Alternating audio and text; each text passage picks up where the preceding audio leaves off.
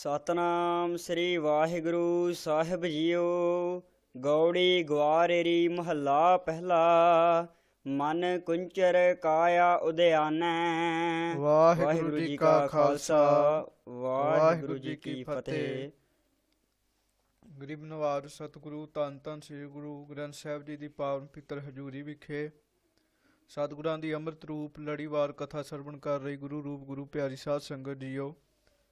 ਹੁਣ ਤੱਕ ਆਪ ਜੀ ਨੇ ਵੱਖ-ਵੱਖ ਵਿਦਵਾਨਾਂ ਪਾਸੋਂ ਸਤਿਗੁਰਾਂ ਦੀ ਪਾਵਨ ਪਿੱਤਰ ਕਥਾ ਜੋ ਰਾਗ ਗੌੜੀ ਦੇ ਅੰਦਰ ਚੱਲ ਰਹੀ ਹੈ ਉਸ ਨੂੰ ਆਪ ਜੀ ਨੇ ਸਰਵਣ ਕੀਤਾ ਹੈ।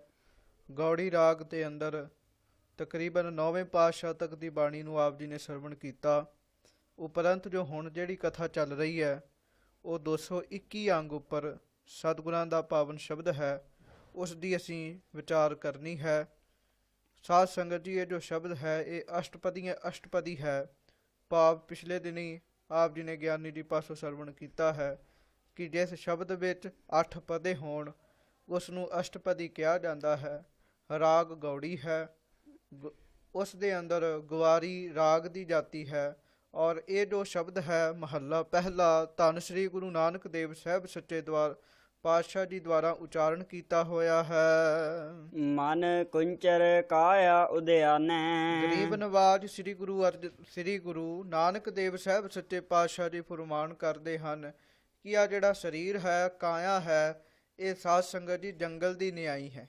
ਇਸ ਜੰਗਲ ਰੂਪੀ ਸਰੀਰ ਦੇ ਅੰਦਰ ਮਨ ਹਾਥੀ ਬਣ ਕੇ ਬੈਠਾ ਹੈ। ਗੁਰ ਅੰਕਸ ਸੱਚ ਸ਼ਬਦ ਨੀਸਾਨੈ। ਔਰ ਉਹ ਹਾਥੀ ਕੀ ਕਰ ਰਿਹਾ ਹੈ? ਇਸ ਜੰਗਲ ਦੀ ਤਬਾਹੀ ਕਰ ਰਿਹਾ ਹੈ। ਭਾਵ ਸਰੀਰ ਰਾਹੀਂ ਮਨ ਜੋ ਹੈ ਸਰੀਰ ਦੀ ਤਬਾਹੀ ਕਰ ਰਿਹਾ ਹੈ। ਇਸ ਨੂੰ ਸ਼ੁਭ ਗੁਣਾ ਵਿੱਚ ਨਹੀਂ ਲਾਇਆ ਹੈ, ਇਸ ਨੂੰ ਔਗੁਣਾ ਵਾਲੇ ਪਾਸੇ ਲਾਇਆ ਹੈ। ਸ਼ੁਭ ਗੁਣਾ ਨੂੰ ਉਜਾੜੀ ਜਾਂਦਾ ਹੈ। ਜਿਵੇਂ ਹਾਥੀ ਮਸਤ ਜਾਵੇ ਉਹ ਕਿਸ ਤਰ੍ਹਾਂ ਬਾਗ ਸਾਰਾ ਉਜਾੜ ਦਿੰਦਾ ਹੈ, ਜੰਗਲ ਉਜਾੜ ਦਿੰਦਾ ਹੈ, ਸਾਰੇ ਰੁੱਖ ਪੁੱਟ ਦਿੰਦਾ ਹੈ, ਇਸੇ ਤਰ੍ਹਾਂ ਇਸ ਨੇ ਸ਼ੁਭ ਗੁਣਾ ਨੂੰ ਪੁੱਟ ਸੁੱਟਿਆ ਹੈ। ਤੇ ਹਾਥੀ ਕਦੋਂ ਕਾਬੂ ਆਏਗਾ ਉਹਦੇ ਬਾਰੇ ਸਤਿਗੁਰਾਂ ਨੇ ਫਰਮਾਇਆ ਵੀ ਜਦੋਂ ਗੁਰੂ ਦੇ ਸ਼ਬਦ ਦਾ ਅੰਕਸ ਇਹਨੂੰ ਲੱਗੇਗਾ, ਕੁੰਡਾ ਲੱਗੇਗਾ। ਜਿਵੇਂ ਹਾਥੀ ਅੰਕਸ ਦੇ ਰਾਹੀਂ ਹਾਥੀ ਨੂੰ ਚਲਾਉਣ ਵਾਲਾ ਹੈ, ਉਹ ਉਸ ਦੇ ਸਿਰ ਵਿੱਚ ਅੰਕਸ ਮਾਰਦਾ ਹੈ, ਕੁੰਡਾ ਮਾਰਦਾ ਹੈ, ਤਾਂ ਜਾ ਕੇ ਹਾਥੀ ਸਹੀ ਤਰੀਕੇ ਨਾਲ ਤੁਰਦਾ ਹੈ। ਮਹਾਰਾਜ ਸੱਚੇ ਪਾਤਸ਼ਾਹ ਜੀ ਕਹਿੰਦੇ ਨੇ ਜਦੋਂ ਇਹਨੂੰ ਗੁਰੂ ਦੇ ਸ਼ਬਦ ਰੂਪੀ ਅੰਕੁਸ਼ ਲੱਗਾ ਤਾਂ ਫਿਰ ਇਹਦੇ ਅੰਦਰ ਨਿਸ਼ਾਨਾ ਭਾਵ ਗਿਆਨ ਪ੍ਰਗਟ ਹੋਵੇਗਾ।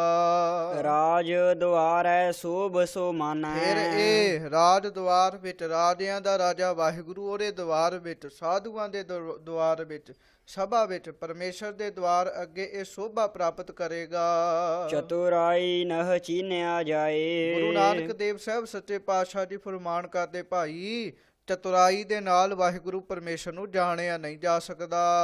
ਬਿਨ ਮਾਰੇ ਕਿਉ ਕੀਮਤ ਪਾਏ। ਬਿਨਾਂ ਮਨ ਨੂੰ ਮਾਰਿਆ ਕਿਸ ਤਰ੍ਹਾਂ ਵਾਹਿਗੁਰੂ ਪਰਮੇਸ਼ਰ ਦੀ ਕੀਮਤ ਨੂੰ ਪਾਇਆ ਜਾ ਸਕਦਾ ਹੈ? ਕਿਵੇਂ ਉਸ ਦੇ ਗੁਣਾਂ ਦੀ ਕੀਮਤ ਨੂੰ ਪਾਇਆ ਜਾਵੇਗਾ? ਰਹਾਉ। ਵਿਸ਼ਰਾਮ ਦੇ ਕੇ ਗਰੀਬ ਨਵਾਜ ਸੱਚੇ ਪਾਤਸ਼ਾਹ ਜੀ ਬਖਸ਼ਿਸ਼ ਕਰਦੇ ਹਨ। ਘਰ ਮਹਿ ਅੰਮ੍ਰਿਤ ਤਸਕਰ ਲਈ। ਇਸ ਸਰੀਰ ਰੂਪੀ ਘਰ ਦੇ ਵਿੱਚ ਹੀ ਪਰਮੇਸ਼ਰ ਰੂਪੀ ਨਾਮ ਦਾ ਅੰਮ੍ਰਿਤ ਹੈ, ਪਰ ਇਸ ਨੂੰ 5 ਵਕਾਰ ਰੂਪੀ ਤਸਕਰ ਚੋਰ ਹਮੇਸ਼ਾ ਹੀ ਲੁੱਟ ਰਹੇ ਹਨ। ਨੰਨਾ ਕਾਰ ਨਾ ਕੋਏ ਕਰੇ। ਇਸ ਨੂੰ ਕਿਸੇ ਵੀ ਪ੍ਰਕਾਰ ਦੇ ਨਾਲ ਮੁਨਕਰ ਨਹੀਂ ਕੀਤਾ ਜਾ ਰਿਹਾ, ਇਸ ਨੂੰ ਕਿਸੇ ਵੀ ਪ੍ਰਕਾਰ ਦੇ ਨਾਲ ਨੰਨਾ ਕਰ ਇਸ ਦਾ ਨਿਰਾਦਰ ਨਹੀਂ ਕੀਤਾ ਜਾ ਰਿਹਾ। ਰਾਖੈ ਆਪ ਵਡਿਆਈ ਦੇਈ। ਭਾਈ ਇਸ ਸਮੇਂ ਤਾਂ ਇਸ ਅੰਮ੍ਰਿਤ ਨੂੰ ਉਹੋ ਹੀ ਮਨੁੱਖ ਰੱਖ ਸਕਦਾ ਹੈ ਜਿਸ ਨੂੰ ਵਾਹਿਗੁਰੂ ਪਰਮੇਸ਼ਰ ਆਪ ਵਡਿਆਈ ਦਵੇ, ਆਪ ਮੱਤ ਦਵੇ। ਨੀਲ ਅਨੀਲ ਅਗਨ ਇਕਠਾਈ। ਇਸ ਤਰ੍ਹਾਂ ਗਰੀਬ ਨਵਾਜ ਸੱਚੇ ਪਾਤਸ਼ਾਹ ਦੀ ਕਿਰਪਾ ਕਰਦੇ ਨੇ। ਨੀਲ ਅਨੀਲ ਅਗਨ ਇਕਠਾਈ। ਮਹਾਰਾਜ ਸੱਚੇ ਪਾਤਸ਼ਾਹ ਜੀ ਕਹਿੰਦੇ ਨੇ ਉਹ ਵਾਹਿਗੁਰੂ ਪਰਮੇਸ਼ਰ ਗਿਣਤੀ ਤੋਂ ਰਹਿਤ ਹੈ, ਉਹ ਅਨੀਲ ਹੈ, ਅਗਨ ਇੱਕ ਠਾਏ। ਪਰ ਸਾਧ ਸੰਗਤ ਦੀ ਗਿਣਤੀਆਂ ਤੋਂ ਰਹਿਤ ਅਗਨ ਇੱਕ ਇਸ ਮਨੁੱਖ ਦੇ ਮਨ ਅੰਦਰ ਹੀ ਲੱਗੀ ਹੋਈ ਹੈ। ਜਲ ਨਿਵਰੀ ਗੁਰ ਬੂਝ ਬੁਝਾਈ। ਪਰ ਜਦੋਂ ਗੁਰੂ ਨੇ ਬੂਝ ਬੁਝਾਈ ਭਾਵ ਗੁਰਾਂ ਨੇ ਸਿੱਖਿਆ ਦਿੱਤੀ, ਫਿਰ ਇਹ ਜਿਹੜੀ ਅਗਨ ਸੀ, ਜਿਹੜੀ ਜਲ ਰਹੀ ਸੀ, ਇਹ ਨਿਵਰ ਗਈ ਭਾਵ ਬੁਝ ਗਈ। ਮਨ ਦੇ ਲੀਆ ਰਹਸ ਗੁਣ ਗਾਈ। ਤੇ ਫਿਰ ਕੀ ਸੀ? ਸਾਧ ਸੰਗਤ ਜੀ ਮਨ ਦੇ ਕੇ ਤੇ ਬੜੇ ਪ੍ਰੇਮ ਦੇ ਨਾਲ ਰਹੱਸ ਦੇ ਨਾਲ ਪਰਮੇਸ਼ਰ ਦੇ ਗੁਣਾਂ ਨੂੰ ਗਾਇਆ। ਜੈਸਾ ਘਰ ਬਾਹਰ ਸੋ ਤੈਸਾ। ਫਿਰ ਅਵਸਥਾ ਕੀ ਬਣੀ? ਜਿਸ ਤਰ੍ਹਾਂ ਦਾ ਪਰਮੇਸ਼ਰ ਘਰ ਵਿੱਚ ਦਿਸ ਰਿਹਾ ਹੈ ਉਸ ਤਰ੍ਹਾਂ ਦਾ ਹੀ ਉਹ ਬਾਹਰ ਦਿਸ ਰਿਹਾ ਹੈ। ਅੰਤਰ ਬਾਹਰ ਹਰ ਪ੍ਰਭ ਇੱਕੋ ਹੀ ਨਜ਼ਰ ਆ ਰਿਹਾ ਹੈ। ਬੈਸ ਗੁਫਾ ਮਹਿ ਆਖੋ ਕੈਸਾ। ਤੇ ਫਿਰ ਉਹ ਮਨੁੱਖ ਇੱਕ ਇਸ ਸਰੀਰ ਰੂਪੀ ਗੁਫਾ ਦੇ ਵਿੱਚ ਬੈਠ ਕੇ ਕਿਵੇਂ ਪਰਮੇਸ਼ਰ ਨੂੰ ਆਖੇ ਵੀ ਪਰਮੇਸ਼ਰ ਇਸ ਤਰ੍ਹਾਂ ਦਾ ਹੈ। ਬਾਹਰ ਵੀ ਉਹ ਵੈਸਾ ਹੀ ਹੈ, ਅੰਦਰ ਵੀ ਉਹ ਵੈਸਾ ਹੀ ਹੈ। ਸਾਗਰ ਡੂਗਰ ਨਿਰਭਉ ਐਸਾ। ਇਸ ਤਰ੍ਹਾਂ ਗਰੀਬ ਨਵਾਜ ਸ੍ਰੀ ਗੁਰੂ ਨਾਨਕ ਦੇਵ ਸਾਹਿਬ ਸੱਚੇ ਪਾਤਸ਼ਾਹ ਜੀ ਫਰਮਾਨ ਕਰਦੇ ਨੇ ਵੀ ਉਹ ਸਾਗਰ ਵਿੱਚ ਗੰਭੀਰ ਰੂਪ ਵਿੱਚ ਬਣਿਆ ਹੋਇਆ ਹੈ। ਡੂਗਰ ਭਾਵ ਪਰਬਤ, ਪਰਬਤ ਵਿੱਚ ਉਹ ਅਚਲ ਰੂਪ ਵਿੱਚ ਟਿਕਿਆ ਹੋਇਆ ਹੈ। ਵਾਹਿਗੁਰੂ ਪਰਮੇਸ਼ਰ ਨਿਰਭਉ ਐਸਾ ਹੈ। ਮੂਏ ਕਉ ਕਹੋ ਮਾਰੇ ਕੌਣ। ਗਰੀਬ ਨਵਾਜ ਸੱਚੇ ਪਾਤਸ਼ਾਹ ਜੀ ਕਹਿ ਰਹੇ ਵੀ ਜਿਹੜਾ ਪਹਿਲਾਂ ਹੀ ਮਰ ਚੁੱਕਿਆ ਹੋਵੇ ਉਸ ਨੂੰ ਕੌਣ ਮਾਰੇਗਾ। ਨਿਡਰੇ ਕਉ ਕੈਸਾ ਡਰ ਕਵਨ। ਤੇ ਜਿਹੜਾ ਨਿਡਰ ਹੈ ਉਹਨੂੰ ਕੋਈ ਕਿਸ ਪ੍ਰਕਾਰ ਦੇ ਨਾਲ ਡਰਾ ਸਕਦਾ ਹੈ। ਸ਼ਬਦ ਪਛਾਨੈ ਤੀਨੇ ਭਉਨ। ਇਸੇ ਤਰ੍ਹਾਂ ਹੀ ਸਾਧ ਸੰਗਤ ਜੀ ਜਿਹੜਾ ਗੁਰਾਂ ਦੇ ਸ਼ਬਦ ਨੂੰ ਪਛਾਣ ਲੈਂਦਾ ਹੈ ਉਹ ਤਿੰਨੇ ਭਵਨਾਂ ਨੂੰ ਹੀ ਮਿਥਿਆ ਰੂਪ ਸਮਝਦਾ ਹੈ। ਤਿੰਨੇ ਭਵਨਾਂ ਨੂੰ, ਇਹਦੇ ਵਿੱਚ ਤਿੰਨ ਗੁਣ ਵੀ ਵਿਦਵਾਨ ਦੱਸਦੇ ਹਨ, ਰਜੋ ਤਮੋ ਸਤੋ, ਇਹਨਾਂ ਨੂੰ ਮਿਥਿਆ ਜਾਣਦਾ ਹੈ, ਝੂਠੇ ਜਾਣਦਾ ਹੈ। ਔਰ ਸਾਧ ਸੰਗਤ ਜੀ ਮਹਾਰਾਜ ਸੱਚੇ ਪਾਤਸ਼ਾਹ ਨੇ ਜਿਹੜੀ ਉੱਤੇ ਉਦਾਹਰਣ ਦਿੱਤੀ ਹੈ ਨਾ, ਗਰੀਬ ਨਵਾਜ ਜੀ ਫਰਮਾਨ ਕਰਦੇ ਹਨ ਕਿ ਜਿਹੜਾ ਪਹਿਲਾਂ ਹੀ ਮਰ ਚੁੱਕਿਆ ਹੈ ਉਹਨੂੰ ਕੌਣ ਕਿਵੇਂ ਮਾਰੇਗਾ। ਜਿਹੜਾ ਮਨ ਪਹਿਲਾਂ ਹੀ ਗੁਰੂ ਦੇ ਸ਼ਬਦ ਨਾਲ ਮਰ ਚੁੱਕਿਆ ਹੈ ਫਿਰ ਉਹਨੂੰ ਕੌਣ ਮਾਰ ਸਕਦਾ ਹੈ। ਉਹ ਤੇ ਪਹਿਲਾਂ ਹੀ ਮਰ ਚੁੱਕਿਆ ਹੈ। ਸਰੀਰ ਦਾ ਅੰਤ ਹੋਏਗਾ ਪਰ ਉਹਦੇ ਸ਼ੁਭ ਗੁਣਾਂ ਦਾ ਨਹੀਂ। ਇਸੇ ਤਰ੍ਹਾਂ ਸਾਧ ਸੰਗਤ ਜੀ ਜਿਹੜਾ ਨਿਡਰ ਹੈ, ਜਿਹੜਾ ਵਾਹਿਗੁਰੂ ਪਰਮੇਸ਼ਰ ਦਾ ਜਿਹਨੇ ਡਰ ਆਪਣੇ ਮਨ 'ਚ ਰੱਖਿਆ ਉਹ ਨਿਡਰ ਹੋ ਜਾਂਦਾ ਹੈ। ਫਿਰ ਉਹਨੂੰ ਕਿਸੇ ਵੀ ਚੀਜ਼ ਦਾ ਡਰ ਨਹੀਂ ਰਹਿੰਦਾ। ਉਹ ਗੁਰੂ ਦੇ ਸ਼ਬਦ ਰਾਹੀਂ ਇਹਨਾਂ ਤਿੰਨੇ ਭਾਵਨਾ ਨੂੰ ਮਿਥਿਆ ਸਮਝਦਾ ਹੈ। ਜਿਨ ਕਹਿਆ ਤਿਨ ਕਹਿਨ ਵਖਾਨਿਆ। ਗੁਰੂ ਦੇ ਉਪਦੇਸ਼ ਤੋਂ ਬਿਨਾ ਜਿਨ੍ਹਾਂ ਨੇ ਇਹਨਾਂ ਨੂੰ ਆਖਿਆ, ਜਿਸ ਨੇ ਇਸ ਗੱਲ ਨੂੰ ਆਖਿਆ, ਕੇਵਲ ਕਹਿਣ ਮਾਤਰ ਹੀ ਉਸ ਦੀ ਗੱਲ ਰਹੀ ਹੈ, ਉਸ ਦੇ ਜੀਵਨ ਵਿੱਚ ਨਹੀਂ ਆਈ। ਜਿਨ ਬੂਝਿਆ ਤਿਨ ਸਹਜ ਪਛਾਨਿਆ। ਪਰ ਸਾਧ ਸੰਗਤ ਜੀ ਜਿਸ ਨੇ ਬੁੱਝ ਲਿਆ, ਜਿਸ ਨੇ ਸਮਝ ਲਿਆ ਇਸ ਗੱਲ ਨੂੰ, ਉਹ ਸਹਿਜੇ ਹੀ ਪਰਮੇਸ਼ਰ ਨੂੰ ਪਛਾਣ ਲੈਂਦਾ ਹੈ। ਦੇਖ ਵਿਚਾਰ ਮੇਰਾ ਮਨ ਮਾਨਿਆ। ਧੰਨ ਗੁਰੂ ਨਾਨਕ ਦੇਵ ਸਾਹਿਬ ਸੱਚੇ ਪਾਤਸ਼ਾਹ ਜੀ ਕਹਿੰਦੇ ਨੇ, ਜਦੋਂ ਮੈਂ ਅਜਿਹਾ ਵੇਖਿਆ, ਵਿਚਾਰ ਕੇ ਇਹ ਗੱਲ ਦੇਖੀ ਤਾਂ ਮੇਰਾ ਮਨ ਸਹਿਜੇ ਹੀ ਪਰਮੇਸ਼ਰ ਦੇ ਨਾਲ ਮੰਨ ਗਿਆ, ਰਚ ਗਿਆ। ਕੀਰਤ ਸੂਰਤ ਮੁਕਤ ਇਕ ਨਾਈ। ਤੇ ਸਾਧ ਸੰਗਤ ਜੀ ਉੱਥੇ ਫਿਰ ਗਰੀਬ ਨਵਾਜ ਸੱਚੇ ਪਾਤਸ਼ਾਹ ਜੀ ਫਰਮਾਨ ਕਰ ਰਹੇ ਨੇ, ਕੀਰਤ ਸੂਰਤ ਮੁਕਤ ਇਕ ਨਾਈ। ਵਾਹਿਗੁਰੂ ਪਰਮੇਸ਼ਰ ਦੇ ਨਾਮ ਵਿੱਚ ਹੀ ਮਨੁੱਖ ਦੀ ਕੀਰਤੀ ਹੁੰਦੀ ਹੈ, ਸੂਰਤ ਸੁੰਦਰਤਾ ਆਉਂਦੀ ਹੈ ਅਤੇ ਮੁਕਤ ਭਾਵ ਮੁਕਤੀ ਪ੍ਰਾਪਤ ਹੁੰਦੀ ਹੈ। ਤਹੀ ਨਿਰੰਜਨ ਰਹਿਆ ਸਮਾਈ। ਉਹ ਵਾਹਿਗੁਰੂ ਪਰਮੇਸ਼ਰ ਨਿਰੰਜਨ ਹੈ, ਹਰ ਥਾਂ ਉੱਤੇ ਸਮਾਇਆ ਹੋਇਆ ਹੈ। ਨਿਜ ਘਰ ਵਿਆਪ ਰਹਿਆ ਨਿਜ ਠਾਈ। ਤੇ ਉਹ ਆਪਣੇ ਨਿਜ ਘਰ ਵਿੱਚ ਆਪ ਸਾਧ ਸੰਗਤ ਦੀ ਵਿਆਪ ਰਿਹਾ ਹੈ, ਭਾਵ ਮਨੁੱਖਾਂ ਦੇ ਹਿਰਦੇ ਵਿੱਚ ਆਪ ਹੀ ਵਿਆਪ ਰਿਹਾ ਹੈ। ਸਤ ਸੰਗਤ ਰੂਪੀ ਘਰ ਵਿੱਚ ਵੀ ਉਹ ਆਪ ਹੀ ਆਪਣੀ ਥਾਂ ਉੱਤੇ ਬਿਰਾਜ ਰਿਹਾ ਹੈ। ਉਸਤਤ ਕਰਹਿ ਕੀਤੇ ਮਨ ਪ੍ਰੀਤ। ਇਹ ਵਾਹਿਗੁਰੂ ਪਰਮੇਸ਼ਰ ਜੀ, ਉਸ ਵਾਹਿਗੁਰੂ ਪਰਮੇਸ਼ਰ ਜੀ ਦੀ ਸਿਫਤ ਕਈ ਮੁਨੀ ਬੜੀ ਪ੍ਰੀਤ ਦੇ ਨਾਲ ਉਹਦੀ ਉਸਤਤ ਕਰ ਰਹੇ ਹਨ, ਉਹਦੀ ਸ਼ੋਭਾ ਕਰ ਰਹੇ ਹਨ। ਤਨ ਮਨ ਸੂਚੈ ਸਾਚ ਸੋਸੀ ਚੀਤ। ਇਸ ਤਰ੍ਹਾਂ ਤਨ ਵੀ ਸੁੱਚਾ ਹੁੰਦਾ ਹੈ, ਮਨ ਸੁੱਚਾ ਹੁੰਦਾ ਹੈ, ਚਿੱਤ ਸੁੱਚਾ ਹੁੰਦਾ ਹੈ। ਸੱਚੇ ਵਾਹਿਗੁਰੂ ਜੀ ਦੀ ਪ੍ਰੀਤ ਕੀਤਿਆਂ ਉਹਦੇ ਗੁਣ ਗਾਇਆ। ਨਾਨਕ ਹਰ ਭਜ ਨੀਤਾ ਨੀਤ। ਇਸ ਕਰਕੇ ਗਰੀਬ ਨਵਾਜ ਸੱਚੇ ਪਾਤਸ਼ਾਹ ਜੀ ਫਰਮਾਉਂਦੇ ਨੇ, ਭਾਈ ਤੂੰ ਵੀ ਹਰ ਰੋਜ਼ ਹੀ ਨਿਤਾ ਪ੍ਰਤੀ ਹੀ ਉਸ ਵਾਹਿਗੁਰੂ ਪਰਮੇਸ਼ਰ ਨੂੰ ਭਜਣਾ ਕਰ, ਉਹਨੂੰ ਸਿਮਰਨਾ ਕਰ। ਗੌੜੀ ਗਵਾਰੇਰੀ ਮਹੱਲਾ ਪਹਿਲਾ। ਰਾਗ ਗੌੜੀ ਹੈ, ਗਵਾਰੇਰੀ ਕਿਸਮ ਹੈ। ਧੰਨ ਸ੍ਰੀ ਗੁਰੂ ਨਾਨਕ ਦੇਵ ਸਾਹਿਬ ਸੱਚੇ ਪਾਤਸ਼ਾਹ ਜੀ ਫਰਮਾਨ ਕਰਦੇ ਹਨ, ਨਾ ਮਨ ਮਰੈ ਨਾ ਕਾਰਜ ਹੋਏ। ਜਿੰਨਾ ਚਿਰ ਤੱਕ ਮਨ ਨਹੀਂ ਮਰੇਗਾ ਉਹਨਾਂ ਚਿਰ ਤੱਕ ਇਹ ਮਹਾਨ ਕਾਰਜ ਸੰਸਾਰ ਰੂਪੀ ਸਾਗਰ ਤੋਂ ਤਰਨਾ ਉਹ ਕਾਰਜ ਨਹੀਂ ਹੋਵੇਗਾ।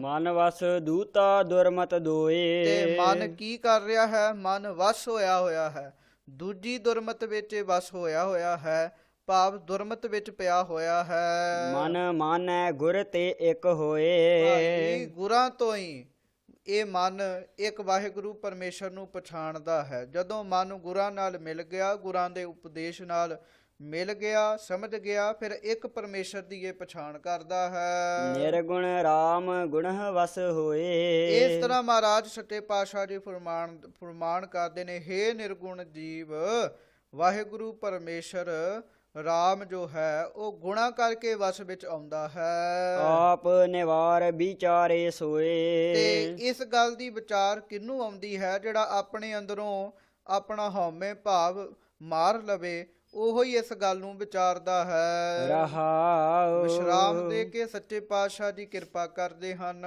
ਮਨ ਭੂਲੋ ਬਹੁ ਚਿਤੈ ਵਿਕਾਰ। ਇਹ ਮਨ ਭੁੱਲਿਆ ਹੋਇਆ ਹੈ, ਬੜੇ ਪ੍ਰਕਾਰ ਦੇ ਨਾਲ ਵਿਕਾਰਾਂ ਨੂੰ ਚਿਤਵਦਾ ਰਹਿੰਦਾ ਹੈ, ਸੋਚਦਾ ਰਹਿੰਦਾ ਹੈ। ਮਨ ਭੂਲੋ ਸਿਰ ਆਵੈ ਭਾਰ। ਇਹ ਮਨ ਜਿੰਨਾ ਚਿਰ ਤੱਕ ਭੁੱਲਿਆ ਪਿਆ ਹੈ, ਵਿਕਾਰਾਂ ਨੂੰ ਚਿਤਵੀ ਜਾਏਗਾ, ਇਹਦੇ ਸਿਰ ਤੇ ਪਾਪਾਂ ਦਾ ਭਾਰ ਵਧੀ ਜਾਵੇਗਾ। ਮਨ ਮਾਨੈ ਹਰ ਏਕੰਕਾਰ। ਇਸ ਕਰਕੇ ਗਰੀਬ ਨਵਾਜ ਸੱਚੇ ਪਾਤਸ਼ਾਹ ਜੀ ਬਖਸ਼ਿਸ਼ ਕਰ ਰਹੇ ਵੀ ਮਨ ਮਾਨੈ ਹਰ ਏਕੰਕਾਰ।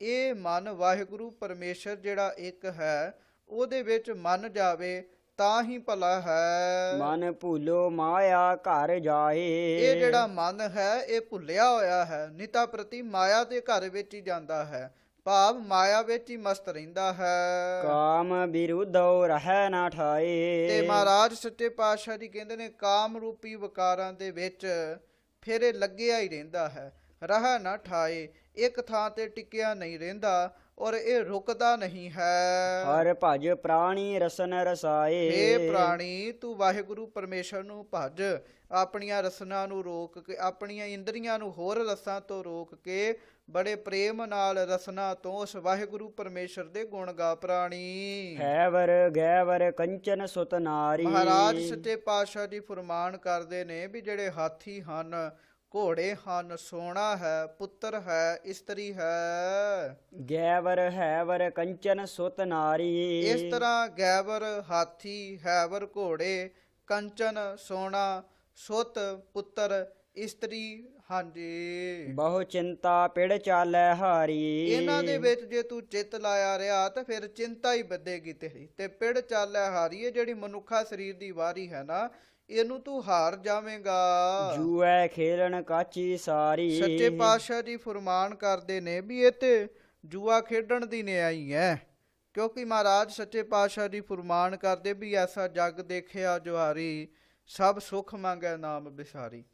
ਇਹ ਸੰਸਾਰ ਇਹੋ ਜਿਹਾ ਜੁਆਰੀ ਹੈ, ਨਾਮ ਮੰਗਦਾ ਹੈ, ਸਭ ਸੁਖ ਮੰਗੈ, ਸਾਰੇ ਸੁਖ ਮੰਗਦਾ ਹੈ, ਪਰ ਨਾਮ ਨੂੰ ਭੁੱਲ ਕੇ ਮੰਗਦਾ ਹੈ, ਨਾਮ ਨਹੀਂ ਜਪਦਾ। ਇੱਥੇ ਵੀ ਸੱਚੇ ਪਾਤਸ਼ਾਹ ਜੀ ਉਹੋ ਹੀ ਫੁਰਮਾਨ ਕਰ ਰਹੇ ਨੇ ਗਰੀਬ ਨਵਾਜ ਜੀ ਵੀ ਜੂਆ ਖੇਲਣ ਕਾਚੀ ਸਾਰੀ।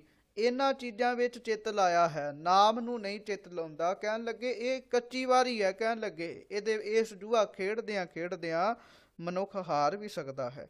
ਗਰੀਬ ਨਵਾਜ ਜੀ ਜੋ ਫੁਰਮਾਨ ਕਰਦੇ ਨੇ ਸੰਸਾਰ ਰੂਪੀ ਜੂਏ ਵਿੱਚ ਵਿਸ਼ਿਆਂ ਰੂਪੀ ਖੇਡ ਖੇਡਣ ਕਰਕੇ ਜੀਵ ਰੂਪੀ ਸਾਰੀ ਨਰਦ ਇਹ ਕੱਚੀ ਵਾਰੀ ਹੈ। ਸੰਪਉ ਸੰਚੀ ਭਏ ਵਿਕਾਰ।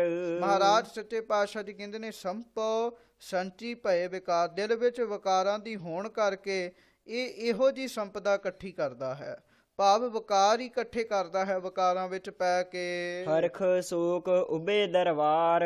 ਫਿਰ ਕੀ ਹੈ? ਜਦੋਂ ਇਹ ਵਿਕਾਰ ਇਕੱਠੇ ਕਰਦਾ ਹੈ, ਹਰਖ ਸੋਗ ਉਬੇ ਦਰਬਾਰ, ਖੁਸ਼ੀ ਗਮੀ ਇਹਦੇ ਦਰਵਾਜ਼ੇ ਅੰਦਰ ਪ੍ਰਗਟ ਹੋ ਜਾਂਦੇ ਹਨ, ਇਹਦੇ ਦਰਵਾਜ਼ੇ ਅੱਗੇ। ਸੁਖ ਸਹਜੇ ਜਪ ਹਿਰਦੈ ਮੁਰਾਰ। ਇਸ ਕਰਕੇ ਜੇ ਤੂੰ ਸੁਖ ਚਾਹੁੰਦਾ ਹੈ ਤਾਂ ਤੈਨੂੰ ਸੁਖ ਸਹਿਜੇ ਮਿਲੇਗਾ, ਪਰ ਕਦੋਂ?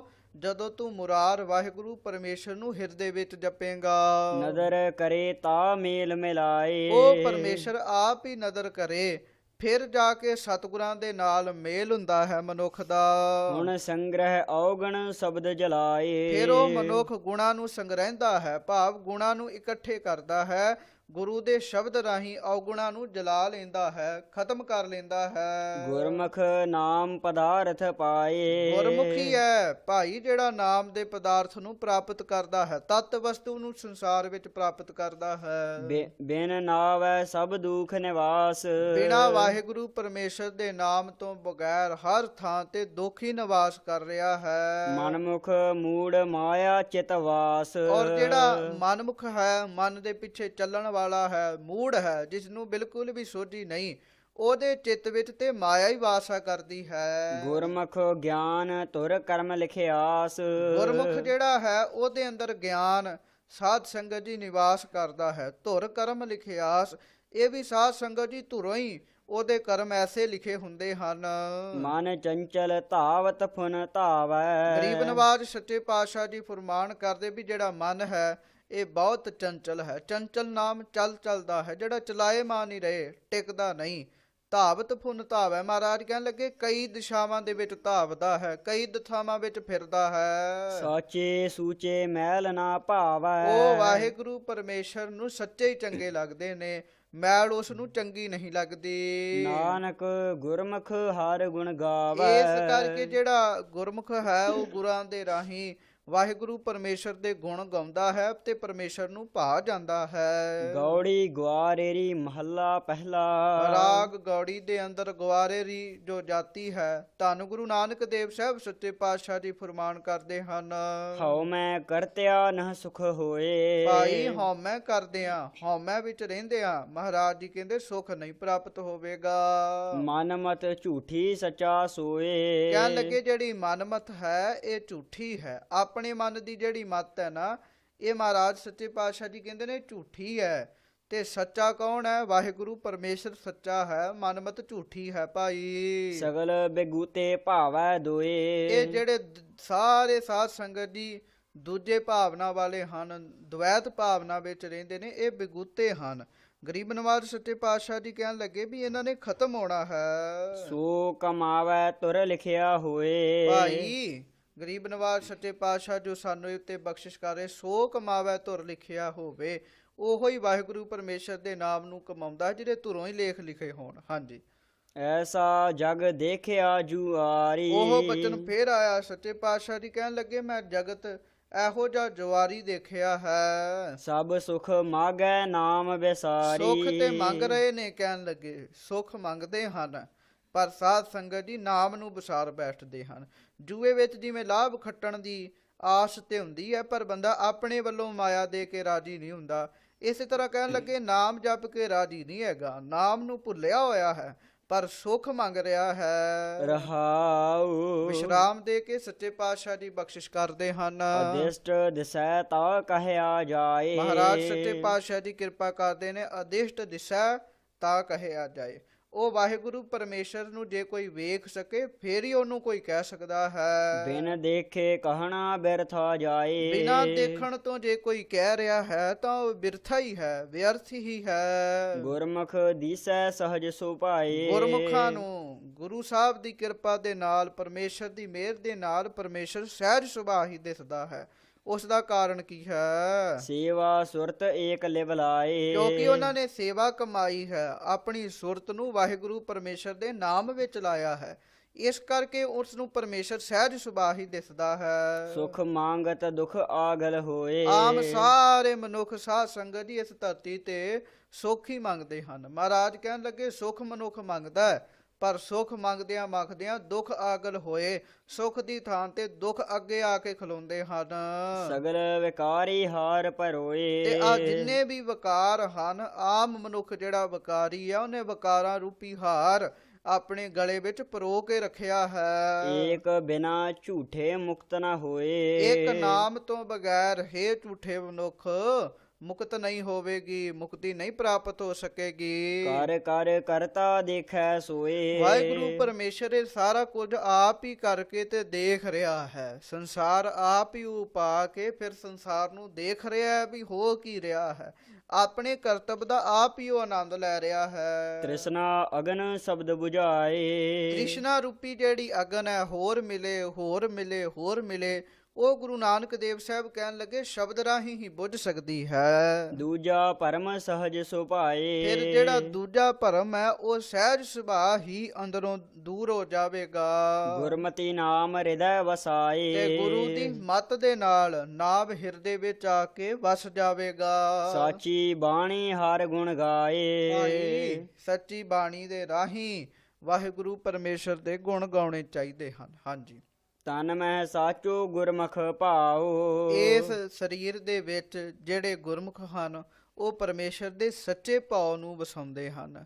ਸੱਚੇ ਭਾਵ ਭਾਵ ਸੱਚੀ ਸ਼ਰਧਾ ਨੂੰ ਵਸਾਉਂਦੇ ਹਨ। ਨਾਮ ਬਿਨਾ ਨਾਹੀ ਨਿਜ ਠਾਉ। ਨਾਮ ਤੋਂ ਬਗੈਰ ਸਾਡਾ ਹੋਰ ਨਿੱਜੀ ਠਾਉ ਨਹੀਂ ਹੈ। ਹੋਰ ਕੋਈ ਨਿੱਜੀ ਠਿਕਾਣਾ ਨਹੀਂ ਹੈ। ਪ੍ਰੇਮ ਪਰਾਇਣ ਪ੍ਰੀਤਮ ਰਾਓ। ਸੱਚੇ ਪਾਤਸ਼ਾਹ ਜੀ ਮਹਾਰਾਜ ਜੀ ਕਹਿੰਦੇ ਜਿਹੜੇ ਪ੍ਰੇਮੀ ਨੇ ਉਹ ਵਾਹਿਗੁਰੂ ਪਰਮੇਸ਼ਰ ਦੇ ਪਰਾਇਣ ਰਹਿੰਦੇ ਹਨ। ਉਸ ਪ੍ਰੀਤਮ ਦੇ ਜਿਹੜਾ ਰਾਜਾ ਪ੍ਰੀਤਮ ਹੈ, ਸਾਰਿਆਂ ਦਾ ਰਾਜਾ ਹੈ, ਉਹਦੇ ਪਰਾਇਣ ਰਹਿੰਦੇ ਹਨ ਪ੍ਰੇਮੀ, ਭਾਵ ਉਹਦੇ ਅਧੀਨ ਰਹਿੰਦੇ ਹਨ। ਨਦਰ ਕਰੇ ਤਾ ਬੂਝੈ ਨਾਓ। ਨਦਰ ਕਰੇ ਤਾਂ ਬੂਝੈ ਨਾਓ। ਇਹ ਪਰਮੇਸ਼ਰ ਆਪ ਹੀ ਮਿਹਰ ਕਰੇ, ਆਪਣੀ ਮਿਹਰ ਦੀ ਦ੍ਰਿਸ਼ਟੀ ਕਰੇ ਤੇ ਫਿਰ ਮਨੁੱਖ ਨਾਮ ਨੂੰ ਬੁੱਝਦਾ ਹੈ, ਸਮਝਦਾ ਹੈ। ਮਾਇਆ ਮੋਹ ਸਰਬ ਜੰਜਾਲਾ। ਇਹ ਮਾਇਆ ਦਾ ਜਿਤਨਾ ਵੀ ਮੋਹ ਹੈ, ਇਹ ਸਾਰੇ ਮਹਾਰਾਜ ਕਹਿਣ ਲੱਗੇ ਜੰਜਾਲ ਹੀ ਹਨ, ਬੰਧਨ ਹੀ ਹਨ।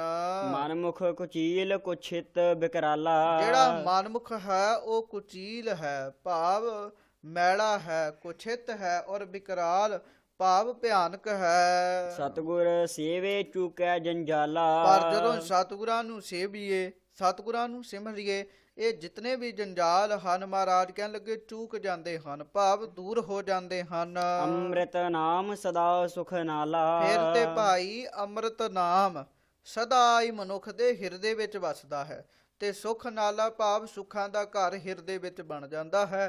ਹਿਰਦੇ ਵਿੱਚ ਸੁੱਖ ਹੀ ਸੁੱਖ ਰਹਿੰਦੇ ਹਨ। ਗੁਰਮੁਖ ਬੂਝੈ ਏਕ ਲਿਵ ਲਾਏ। ਜਿਹੜਾ ਗੁਰਮੁਖ ਹੈ ਉਹਦੇ ਬਾਰੇ ਸੱਚੇ ਪਾਤਸ਼ਾਹ ਜੀ ਫਰਮਾਨ ਕਰਦੇ ਨੇ ਵੀ ਉਹ ਇਸ ਗੱਲ ਨੂੰ ਬੁੱਝ ਜਾਂਦਾ ਹੈ, ਸਮਝ ਜਾਂਦਾ ਹੈ, ਇੱਕ ਵਾਹਿਗੁਰੂ ਪਰਮੇਸ਼ਰ ਦੇ ਨਾਲ ਲਿਵ ਲਾਈ ਰੱਖਦਾ ਹੈ। ਨਿਜ ਘਰ ਵਸੈ ਸਾਚ ਸਮਾਏ। ਆਪਣੇ ਨਿੱਜੀ ਘਰ ਵਿੱਚ ਉਹਦਾ ਵਾਸਾ ਹੁੰਦਾ ਹੈ, ਸੱਚੇ ਵਾਹਿਗੁਰੂ ਪਰਮੇਸ਼ਰ ਵਿੱਚ ਉਹ ਸਮਾ ਜਾਂਦਾ ਹੈ। ਜੰਮਣ ਮਰਣਾ ਠਾਕ ਰਹਾਏ। ਪਰਮੇਸ਼ਰ ਕੀ ਕਰਦਾ ਹੈ, ਫਿਰ ਉਹਦਾ ਜੰਮਣ ਮਰਨਾ ਠਾਕ ਲੈਂਦਾ ਹੈ, ਰੋਕ ਲੈਂਦਾ ਹੈ, ਭਾਵ ਨੂੰ ਮੁਕਤ ਕਰਦਾ ਹੈ। ਪੂਰੇ ਗੁਰ ਤੇ ਇਹ ਮਤ ਪਾਏ। ਮਹਾਰਾਜ ਸੱਚੇ ਪਾਤਸ਼ਾਹ ਜੀ ਕਹਿੰਦੇ ਮੈਂ ਪੂਰੇ ਗੁਰਾਂ ਪਾਸੋਂ ਇਹ ਮਤ ਪ੍ਰਾਪਤ ਕੀਤੀ ਹੈ। ਕਥਨੀ ਕਥੋ ਨ ਆਵੈ ਔਰ। ਗਰੀਬ ਨਵਾਜ ਸੱਚੇ ਪਾਤਸ਼ਾਹ ਜੀ ਕਹਿੰਦੇ ਨੇ ਕਥਨੀ ਕਥੋ ਨਾ ਆਵੈ ਔਰ। ਪਰਮੇਸ਼ਰ ਸੱਚੇ ਪਾਤਸ਼ਾਹ ਦੇ ਬਾਰੇ ਉਹਦੇ ਗੁਣਾਂ ਨੂੰ ਕਥਦੇ ਰਹੋ, ਪਰ ਉਹਦਾ ਕੋਈ ਵੀ ਅੰਤ ਨਹੀਂ ਆਵੇਗਾ, ਬੇਅੰਤ ਹੈ ਉਸਦੇ ਗੁਣ। ਗੁਰ ਪੁੱਛ ਦੇਖਿਆ ਨਾਹੀ ਦਰ ਹੋਰ। ਤੇ ਸਾਧ ਸੰਗਤ ਜੀ ਗੁਰੂ ਨੂੰ ਪੁੱਛ ਕੇ ਦੇਖਿਆ ਹੈ, ਉਸ ਵਾਹਿਗੁਰੂ ਪਰਮੇਸ਼ਰ ਦੇ ਦਰ ਤੋਂ ਬਗੈਰ ਸਾਡਾ ਹੋਰ ਕੋਈ ਵੀ ਦਰ ਨਹੀਂ ਹੈ, ਸਾਡਾ ਹੋਰ ਕੋਈ ਵੀ ਠਿਕਾਣਾ ਨਹੀਂ ਜਿੱਥੇ ਹੋਰ ਕਿਤੇ ਜਾ ਕੇ ਕਿਤੇ ਸੁੱਖ ਮੰਗੀਏ, ਭਾਵ ਉਹਦਾ ਦਰ ਹੀ ਅਸਲੀ ਦਰ ਹੈ। ਦੁੱਖ ਸੁਖ ਭਾਣੈ ਤਿਸੈ ਰਜਾਏ। ਦੁੱਖ ਮਿਲਣਾ ਸੁੱਖ ਮਿਲਣਾ ਇਹ ਤੇ ਭਾਣਾ ਹੈ ਉਸਦੀ ਰਜਾ ਹੈ ਭਾਈ। ਨਾਨਕ ਨੀਚ ਕਹਿ ਲਿਵ ਲਾਏ। ਇਸ ਤਰ੍ਹਾਂ ਸੱਚੇ ਪਾਤਸ਼ਾਹ ਜੀ ਮਹਾਰਾਜ ਜੋ ਕਹਿ ਰਹੇ ਨੇ, ਫੁਰਮਾ ਰਹੇ ਨੇ ਵੀ ਹੇ ਨੀਚ ਤੂੰ ਉਸ ਵਾਹਿਗੁਰੂ ਪਰਮੇਸ਼ਰ ਦਾ ਨਾਮ ਲਿਵ ਲਾ ਕੇ ਜਪ। ਤੇ ਇਹ ਸਾਧ ਸੰਗਤ ਜੀ ਇਹਦੇ ਦੋ ਅਰਥ ਵਿਦਵਾਨ ਕਰਦੇ ਨੇ, ਮਹਾਂਪੁਰਖਾਂ ਨੇ ਵੀ ਦੋ ਲਿਖੇ ਹਨ। ਉਹ ਇਹ ਹੈ ਵੀ ਕਿਤੇ ਕਿਤੇ ਮਹਾਰਾਜ ਨੇ ਆਪਣੇ ਆਪ ਨੂੰ ਵੀ ਨੀਚ ਦੱਸਿਆ ਹੈ, ਨਿਮਰਤਾ ਵਿੱਚ ਆਏ ਹਨ। ਤੇ ਮਹਾਰਾਜ ਸੱਚੇ ਪਾਤਸ਼ਾਹ ਜੀ ਇਹ ਕਹਿ ਰਹੇ ਨੇ ਵੀ ਮੈਂ ਨੀਚ ਲਿਵ ਲਾ ਕੇ ਇਹ ਸ਼ਬਦ ਕਹਿ ਰਹੇ ਹਾਂ, ਪਰ ਆਮ ਤੌਰ ਤੇ ਜੋ ਪ੍ਰਚਲਿਤ ਹੈ ਉਹ ਇਹ ਹੈ ਵੀ ਨਾਨਕ ਨੀਚ ਕਹੈ ਲਿਵ ਲਾਏ, ਕਿ ਹੇ ਨੀਚ, ਹੇ ਮਨੁੱਖ, ਨਿਮਰਤਾ ਧਾਰਨ ਕਰਕੇ ਵਾਹਿਗੁਰੂ ਪਰਮੇਸ਼ਰ ਦੇ ਲਿਵ ਲਾ ਕੇ ਗੁਣ ਗਾ ਭਾਈ। ਹਾਂਜੀ, ਗੌੜੀ ਮਹੱਲਾ ਪਹਿਲਾ। ਰਾਗ ਗੌੜੀ ਹੈ। ਧੰਨ ਸਤਿਗੁਰੂ ਸ੍ਰੀ ਗੁਰੂ ਨਾਨਕ ਦੇਵ ਸਾਹਿਬ ਸੱਚੇ ਪਾਤਸ਼ਾਹ ਜੀ ਫੁਰਮਾਨ ਕਰ ਰਹੇ ਹਨ। ਦੂਜੀ ਮਾਇਆ ਜਗਤ ਚਿਤ ਵਾਸ। ਮਾਇਆ ਜਿਹੜੀ ਹੈ ਸਾਧ ਸੰਗਤ ਜੀ ਉਹ ਦੂਜਾ ਭਾਵ ਹੈ, ਔਰ ਜਗਤ ਦੇ ਜੀਵਾਂ ਦੇ ਚਿੱਤ ਵਿੱਚ ਉਹਦਾ ਵਾਸਾ ਹੈ। ਕਾਮ ਕ੍ਰੋਧ ਅਹੰਕਾਰ ਵਿਨਾਸ਼। ਤੇ ਸਾਧ ਸੰਗਤ ਜੀ ਮਨੁੱਖ ਕੀ ਕਰ ਰਿਹਾ ਹੈ, ਕਾਮ ਵਿੱਚ ਪਿਆ ਹੈ, ਕ੍ਰੋਧ ਵਿੱਚ ਪਿਆ ਹੈ, ਹੰਕਾਰ ਵਿੱਚ ਪਿਆ ਹੈ, ਤੇ ਆਪਣੀ ਇਸ ਦੇਹੀ ਦਾ ਵਿਨਾਸ਼ ਕਰ ਰਿਹਾ ਹੈ, ਇਸ ਨੂੰ ਦਿਨੋਂ ਦਿਨ ਖਤਮ ਕਰ ਰਿਹਾ ਹੈ। ਦੂਜਾ ਕੌਣ ਕਹਾ ਨਹੀਂ ਕੋਈ। ਮਹਾਰਾਜ ਸੱਚੇ ਪਾਤਸ਼ਾਹ ਜੀ ਜੋ ਫੁਰਮਾਨ ਕਰ ਰਹੇ ਨੇ, ਧੰਨ ਸੱਚੇ ਪਾਤਸ਼ਾਹ ਸ੍ਰੀ ਗੁਰੂ ਨਾਨਕ ਦੇਵ ਸਾਹਿਬ ਸੱਚੇ ਪਾਤਸ਼ਾਹ, ਉਹ ਕਹਿਣ ਲੱਗੇ ਵੀ ਦੂਜਾ ਕੌਣ ਹੈ ਇਸ ਸੰਸਾਰ ਵਿੱਚ, ਇਸ ਗੱਲ ਨੂੰ ਸਮਝਣਾ ਪਵੇਗਾ। ਜੋ ਗਰੀਬ ਨਵਾਜ ਸੱਚੇ ਪਾਤਸ਼ਾਹ ਜੀ ਫੁਰਮਾਨ ਕਰਦੇ, ਦੂਜਾ ਕੌਣ ਕਹਾ ਨਹੀਂ ਕੋਈ, ਦੂਜਾ ਕੌਣ ਹੈ ਕਹਿਣ ਲੱਗੇ ਇਸ ਜਗਤ ਵਿੱਚ, ਤੇ ਕਹਿਣ ਲੱਗੇ ਇਸ ਗੱਲ ਨੂੰ ਸਮਝਿਆ ਨਹੀਂ ਜਾ ਸਕਦਾ। ਕਹਾ ਨਹੀਂ ਕੋਈ, ਗਰੀਬ ਨਵਾਜ ਸੱਚੇ ਪਾਤਸ਼ਾਹ ਜੀ ਕਹਿੰਦੇ ਨੇ ਉਸ ਨੂੰ ਕਹਿਆ ਨਹੀਂ ਜਾ ਸਕਦਾ। ਇਸ ਕਰਕੇ ਇਹ ਕਹਿ ਸਕਦੇ ਆ ਵੀ ਨਹੀਂ ਕੋਏ, ਹੋਰ ਕੋਈ ਵੀ ਨਹੀਂ ਹੈ ਇਸ ਸੰਸਾਰ ਵਿੱਚ ਭਾਈ। ਸਭ ਮੈਂ ਏਕ ਨਿਰੰਜਨ ਸੋਈ। ਕਿਉਂ ਸਾਰਿਆਂ ਵਿੱਚੋਂ ਇੱਕ ਨਿਰੰਜਨ ਵਾਹਿਗੁਰੂ ਪਰਮੇਸ਼ਰ ਆਪ ਹੀ ਵਸ ਰਿਹਾ ਹੈ। ਰਹਾਉ। ਵਿਸ਼ਰਾਮ ਦੇ ਕੇ ਪਾਤਸ਼ਾਹ ਬਖਸ਼ਿਸ਼ ਕਰਦੇ ਹਨ। ਦੂਜੀ ਦੁਰਮਤ ਆਖੈ ਦੋਏ। ਮਹਾਰਾਜ ਸੱਚੇ ਪਾਤਸ਼ਾਹ ਜੀ ਕਹਿੰਦੇ ਜੇ ਕੋਈ ਦੂਜੀ ਚੀਜ਼ ਹੈ ਤੇ ਉਹ ਦੁਰਮਤ ਹੈ, ਉਹਦੇ ਵਿੱਚ ਹੀ ਮਨੁੱਖ ਦੂਜੇ ਭਾਵ ਵਿੱਚ ਆਉਂਦਾ ਹੈ ਆਵੈ ਜਾਏ ਮਰ ਦੂਜਾ ਤੇ ਹੋਏ। ਆਉਂਦਾ ਹੈ, ਜੰਮਦਾ ਹੈ, ਮਰ ਜਾਂਦਾ ਹੈ, ਪੈਦਾ ਹੋ ਜਾਂਦਾ। ਇਹ ਸਾਰਾ ਕੁਝ ਦੂਜੇ ਭਾਵ ਵਿੱਚ ਹੀ ਹੁੰਦਾ ਹੈ ਭਾਈ। ਧਰਨ ਗਗਨ ਨਹ ਦੇਖੋ ਪਰ ਦੋਏ। ਕਹਿਣ ਲੱਗੇ ਮੈਂ ਆਕਾਸ਼ ਤੋਂ ਲੈ ਕੇ ਇਸ ਧਰਤੀ ਤੱਕ, ਇਸ ਧਰਤੀ ਤੋਂ ਗਗਨ ਤੱਕ, ਕਹਿਣ ਲੱਗੇ ਹਰ ਥਾਂ ਤੇ ਵੇਖਿਆ ਹੈ। ਉਹਦੇ ਤੋਂ ਬਗੈਰ ਹੋਰ ਕੋਈ ਵੀ ਨਹੀਂ ਹੈ, ਦੂਜਾ ਹੋਰ ਕੋਈ ਨਹੀਂ ਹੈ। ਨਾਰੀ ਪੁਰਖ ਸਬਾਈ ਲੋਏ। ਕਹਿਣ ਲੱਗੇ ਇਸ ਲੋਏ ਭਾਵ ਲੁਕਾਈ ਵਿੱਚ, ਸਬਾਈ ਲੋਏ ਸਾਰੀ ਲੁਕਾਈ ਵਿੱਚ ਹੀ ਨਾਰੀ ਪੁਰਖਾਂ ਵਿੱਚ ਪਰਮੇਸ਼ਰ ਆਪ ਹੀ ਵਸ ਰਿਹਾ ਹੈ। ਰਵ ਸਸ ਦੇਖੋ ਦੀਪਕ ਉਜਿਆਲਾ। ਸਾਧ ਸੰਗਤ ਜੀ, ਸੂਰਜ, ਚੰਦਰਮਾ, ਦੀਪਕ ਦੇ ਉਜਿਆਲੇ ਵਿੱਚ ਵੀ ਉਹ ਪਰਮੇਸ਼ਰ ਆਪ ਹੀ ਵਸ ਰਿਹਾ ਹੈ। ਉਹਦਾ ਹੀ ਚਾਨਣਾ ਹੈ ਚੰਦਰਮਾ ਵਿੱਚ, ਉਹਦਾ ਹੀ ਚਾਨਣਾ ਹੈ ਸੂਰਜ ਵਿੱਚ, ਉਹਦਾ ਹੀ ਚਾਨਣਾ ਹੈ ਦੀਵੇ ਵਿੱਚ। ਸਰਬ ਨਿਰੰਤਰ ਪ੍ਰੀਤਮ ਬਾਲਾ। ਉਹ ਮੇਰਾ ਪ੍ਰੀਤਮ ਬਾਲਾ ਵਾਹਿਗੁਰੂ ਪਰਮੇਸ਼ਰ ਆਪ ਨਿਰੰਤਰ ਹੈ, ਹਰ ਥਾਂ ਉੱਤੇ ਵਸ ਰਿਹਾ ਹੈ। ਕਰ ਕਿਰਪਾ ਮੇਰਾ ਚਿਤ ਤੇ ਲਾਇਆ। ਪਰਮੇਸ਼ਰ ਨੇ ਕਿਰਪਾ ਕੀਤੀ, ਗੁਰਾਂ ਦੁਆਰਾ ਮੇਰਾ ਚਿੱਤ ਉਸ ਪਰਮੇਸ਼ਰ ਦੇ ਨਾਲ ਲੱਗ ਗਿਆ। ਸਤਿਗੁਰ ਮੋਹ ਕਉ ਏਕ 부ਝਾਇਆ। ਸਤਿਗੁਰਾਂ ਨੇ ਮੈਨੂੰ ਉਸ ਵਾਹਿਗੁਰੂ ਪਰਮੇਸ਼ਰ ਨੂੰ ਬੁਝਾਇਆ ਹੈ, ਭਾਵ ਉਸ ਵਾਹਿਗੁਰੂ ਪਰਮੇਸ਼ਰ ਦੇ ਨਾਲ ਜੋੜਿਆ ਹੈ ਮੈਨੂੰ ਇੱਕ ਦੇ ਨਾਲ। ਏਕ ਨਿਰੰਜਨ ਗੁਰਮੁਖ ਜਾਤਾ। ਹੁਣ ਤੇ ਮਹਾਰਾਜ ਕਹਿਣ ਲੱਗੇ ਜਿਹੜਾ ਗੁਰਮੁਖ ਹੈ ਉਹ ਵਾਹਿਗੁਰੂ ਪਰਮੇਸ਼ਰ ਇੱਕ ਨੂੰ ਸਮਝ ਗਿਆ ਹੈ, ਜਾਣ ਲਿਆ ਹੈ ਉਸ ਨਿਰੰਜਨ ਨੂੰ। ਦੂਜਾ ਮਾਰ ਸ਼ਬਦ ਪਛਾਤਾ। ਆਪਣੇ ਅੰਦਰੋਂ ਦੂਜੇ ਭਾਵ ਨੂੰ ਉਸਨੇ ਮਾਰ ਲਿਆ ਹੈ ਤੇ ਗੁਰੂ ਦੇ ਸ਼ਬਦ ਰਾਹੀਂ ਪਰਮੇਸ਼ਰ ਨੂੰ ਪਛਾਣ ਲਿਆ ਹੈ। ਏਕੋ ਹੁਕਮ ਵਰਤੈ ਸਭ ਲੋਈ। ਹਰ ਪਾਸੇ ਹਰ ਲੋਕਾਂ ਵਿੱਚ ਵਾਹਿਗੁਰੂ ਪਰਮੇਸ਼ਰ ਦਾ ਉਸ ਇੱਕ ਵਾਹਿਗੁਰੂ ਪਰਮੇਸ਼ਰ ਦਾ ਹੁਕਮ ਵਰਤ ਰਿਹਾ ਭਾਈ। ਏਕਸ ਤੇ ਸਭ ਓਪਤ ਹੋਈ। ਉਸ ਵਾਹਿਗੁਰੂ ਪਰਮੇਸ਼ਰ ਤੋਂ ਹੀ ਓਪਤ ਭਾਵ ਸ੍ਰਿਸ਼ਟੀ ਦੀ ਉਤਪਤੀ ਹੋਈ ਹੈ। ਰਾਹ ਦੋਵੈ ਖਸਮ ਏਕੋ ਜਾਣ। ਕਹਿਣ ਲੱਗੇ ਭਾਵੇਂ ਦੋ ਰਾਹ ਹਨ, ਜੰਮਣ ਹੈ, ਮਰਨਾ ਹੈ, ਗੁਰਮੁਖ ਹੈ, ਮਨਮੁਖ ਹੈ, ਹਰਖ ਹੈ, ਸ਼ੋਗ। ਇਹ ਭਾਵੇਂ ਰਾਹ ਦੋ ਹਨ ਪਰ ਇਹਨਾਂ ਸਾਰਿਆਂ ਦਾ ਖਸਮ ਪਰਮੇਸ਼ਰ ਵਾਹਿਗੁਰੂ ਆਪ ਹੀ ਹੈ। ਗੁਰ ਕੈ ਸ਼ਬਦ ਹੁਕਮ ਪਛਾਣ। ਗੁਰਾਂ ਦੇ ਉਪਦੇਸ਼ ਰਾਹੀਂ ਉਹਦੇ ਹੁਕਮ ਨੂੰ, ਉਹਦੀ ਰਜਾ ਨੂੰ ਪਛਾਨਣਾ ਕਰ। ਸਗਲ ਰੂਪ ਵਰਨ ਮਨ ਮਾਹੀ। ਸਾਰੇ ਰੂਪਾਂ ਵਿੱਚ, ਸਾਰੇ ਵਰਨਾਂ ਵਿੱਚ, ਮਨ ਵਿੱਚ ਉਹ ਪਰਮੇਸ਼ਰ ਆਪ ਹੀ ਹੈ। ਹਾਂਜੀ, ਕਹੋ ਨਾਨਕ ਏਕੋ ਸਾਲਾਹੀ। ਕਹੋ ਨਾਨਕ ਏਕੋ ਸਾਲਾਹੀ। ਉਸ ਇੱਕ ਵਾਹਿਗੁਰੂ ਪਰਮੇਸ਼ਰ ਨੂੰ ਸਲਾਹੁਣਾ ਕਰੋ। ਇਹਦਾ ਅਰਥ ਮਹਾਂਪੁਰਖ ਇਹ ਵੀ ਕਰਦੇ ਨੇ ਵੀ ਜਦੋਂ ਇੱਕ ਨੂੰ ਸਲਾਹੀਏ ਨਾ ਫਿਰ ਮਨ ਵਿੱਚ ਹੀ ਸਾਰੇ ਰੂਪ ਪ੍ਰਗਟ ਹੋ ਜਾਂਦੇ ਨੇ, ਵਰਨ ਪੈਦਾ ਹੋ ਜਾਂਦੇ ਨੇ, ਸਾਰਾ ਕੁਝ ਮਨ ਵਿੱਚ ਹੀ ਚਾਨਣ ਹੋ ਜਾਂਦਾ ਹੈ। ਗੌੜੀ ਮਹੱਲਾ ਪਹਿਲਾ। ਗੌੜੀ ਰਾਗ ਦੇ ਅੰਦਰ ਧੰਨ ਸਤਿਗੁਰੂ ਸ੍ਰੀ ਗੁਰੂ ਨਾਨਕ ਦੇਵ ਸਾਹਿਬ ਸੱਚੇ ਪਾਤਸ਼ਾਹ ਜੀ ਬਖਸ਼ਿਸ਼ ਕਰਦੇ ਹਨ। ਅਧਿਆਤਮ ਕਰਮ ਕਰੇ ਤਾ ਸਾਚਾ। ਮਹਾਰਾਜ ਕਹਿਣ ਲੱਗੇ ਮਨੁੱਖ ਸੱਚਾ ਉਦੋਂ ਬਣਦਾ ਜਦੋਂ ਅਧਿਆਤਮ ਦੇ ਕਰਮ ਕਰਦਾ ਹੈ, ਮਨ ਨੂੰ ਸਹੀ ਕਰਮ ਦੇ ਕਰਮ ਕਰਦਾ ਹੈ, ਪੂਰਨ ਆਤਮਾ ਨੂੰ ਪਛਾਣਨ ਦੇ ਕਰਮ ਕਰਦਾ ਹੈ। ਇਹ ਕੰਮ ਕਰਦਾ ਹੈ ਤਾਂ ਮਨੁੱਖ ਸੱਚਾ ਹੈ ਭਾਈ। ਮੁਕਤ ਭੇਦ ਕਿਆ ਜਾਣੈ ਕਾਚਾ। ਕੱਚਾ ਮਨੁੱਖ ਜਿਹੜਾ ਹੈ ਉਹ ਮੁਕਤੀ ਦੇ ਭੇਦ ਨੂੰ ਕੀ ਜਾਣਦਾ ਹੈ? ਕੱਚੇ ਕੰਮਾਂ ਵਿੱਚ ਰਹਿ ਕੇ ਮੁਕਤੀ ਦੇ ਭੇਦ ਨੂੰ ਨਹੀਂ ਜਾਣਿਆ ਜਾ ਸਕਦਾ। ਐਸਾ ਜੋਗੀ ਜੁਗਤ ਵਿਚਾਰੈ। ਇਹੋ ਜਿਹਾ ਜੋਗੀ ਹੀ ਜੁਗਤ ਦੀ ਵਿਚਾਰ ਕਰ ਸਕਦਾ ਹੈ। ਪੰਚ ਮਾਰ ਸਾਚ ਉਰ ਧਾਰੈ। ਜਿਹਨੇ ਆਪਣੇ ਮਨ ਦੇ ਪੰਜਾਂ ਵਿਕਾਰਾਂ ਨੂੰ ਮਾਰਿਆ ਹੈ ਔਰ ਸੱਚੇ ਵਾਹਿਗੁਰੂ ਪਰਮੇਸ਼ਰ ਦੇ ਨਾਮ ਨੂੰ ਹਿਰਦੇ ਵਿੱਚ ਧਾਰਨ ਕਰਕੇ ਰੱਖਿਆ ਹੈ। ਰਹਾਉ। ਵਿਸ਼ਰਾਮ ਦੇ ਕੇ ਸੱਚੇ ਪਾਤਸ਼ਾਹ ਜੀ ਬਖਸ਼ਿਸ਼ ਕਰਦੇ ਹਨ। ਜਿਸ ਕੈ ਅੰਤਰ ਸਾਚ ਵਸਾਵੈ। ਵਾਹਿਗੁਰੂ ਪਰਮੇਸ਼ਰ ਜਿਹਦੇ ਤੇ ਆਪ ਕਿਰਪਾ ਕਰਕੇ ਜਿਹਦੇ ਹਿਰਦੇ ਵਿੱਚ ਸੱਚ ਵਸਾ ਦੇਵੇ, ਭਾਵ ਆਪਣਾ ਨਾਮ ਵਸਾ ਦੇਵੇ। ਜੋਗ ਜੁਗਤ ਕੀ ਕੀਮਤ ਪਾਵੈ। ਉਹੋ ਹੀ ਜੋਗੀ ਸਾਧ ਸੰਗਤ ਜੀ ਜੋਗ ਜੁਗਤ ਦੀ ਕੀਮਤ ਸਮਝ ਸਕਦਾ ਹੈ। ਉਹੋ ਹੀ ਸਮਝ ਸਕਦਾ ਹੈ ਵੀ ਜੋਗ ਨੂੰ ਭਾਵ ਪਰਮੇਸ਼ਰ ਦੇ ਮਿਲਾਪ ਨੂੰ ਕਿਸ ਤਰ੍ਹਾਂ ਪ੍ਰਾਪਤ ਕੀਤਾ ਜਾਵੇ। ਉਹ ਇਸ ਜੁਗਤੀ ਨੂੰ ਸਮਝ ਸਕਦਾ ਹੈ। ਰਵ ਸਸ ਏਕੋ ਗ੍ਰਹਿ ਉਦਿਆਨੈ। ਫੇਰ ਤੇ ਸਾਧ ਸੰਗਤ ਜੀ ਸੂਰਜ, ਚੰਦਰਮਾ ਆਮ ਗ੍ਰਹਿਾਂ ਦੇ ਉੱਤੇ ਵਿੱਚ ਉਦਿਆਨ, ਸਾਧ ਸੰਗਤ ਜੀ ਉਜਾੜ ਵਿੱਚ ਵੀ ਉਹ ਪਰਮੇਸ਼ਰ ਨੂੰ ਹੀ ਦੇਖਦਾ ਹੈ। ਕਰਨੀ ਕੀਰਤ ਕਰਮ ਸਮਾਨੈ। ਔਰ ਸਾਧ ਸੰਗਤ ਜੀ ਪਰਮੇਸ਼ਰ ਦੀ ਕੀਰਤੀ ਕਰਨੀ, ਇਹ ਜਿਹੜੀ ਕਰਨੀ ਹੈ, ਇਹ ਜਿਹੜਾ ਕਰਮ ਹੈ ਇਹ ਉੱਤਮ ਹੈ। ਇਹਦੇ ਸਮਾਨ ਕੋਈ ਹੋਰ ਕਰਮ ਨਹੀਂ।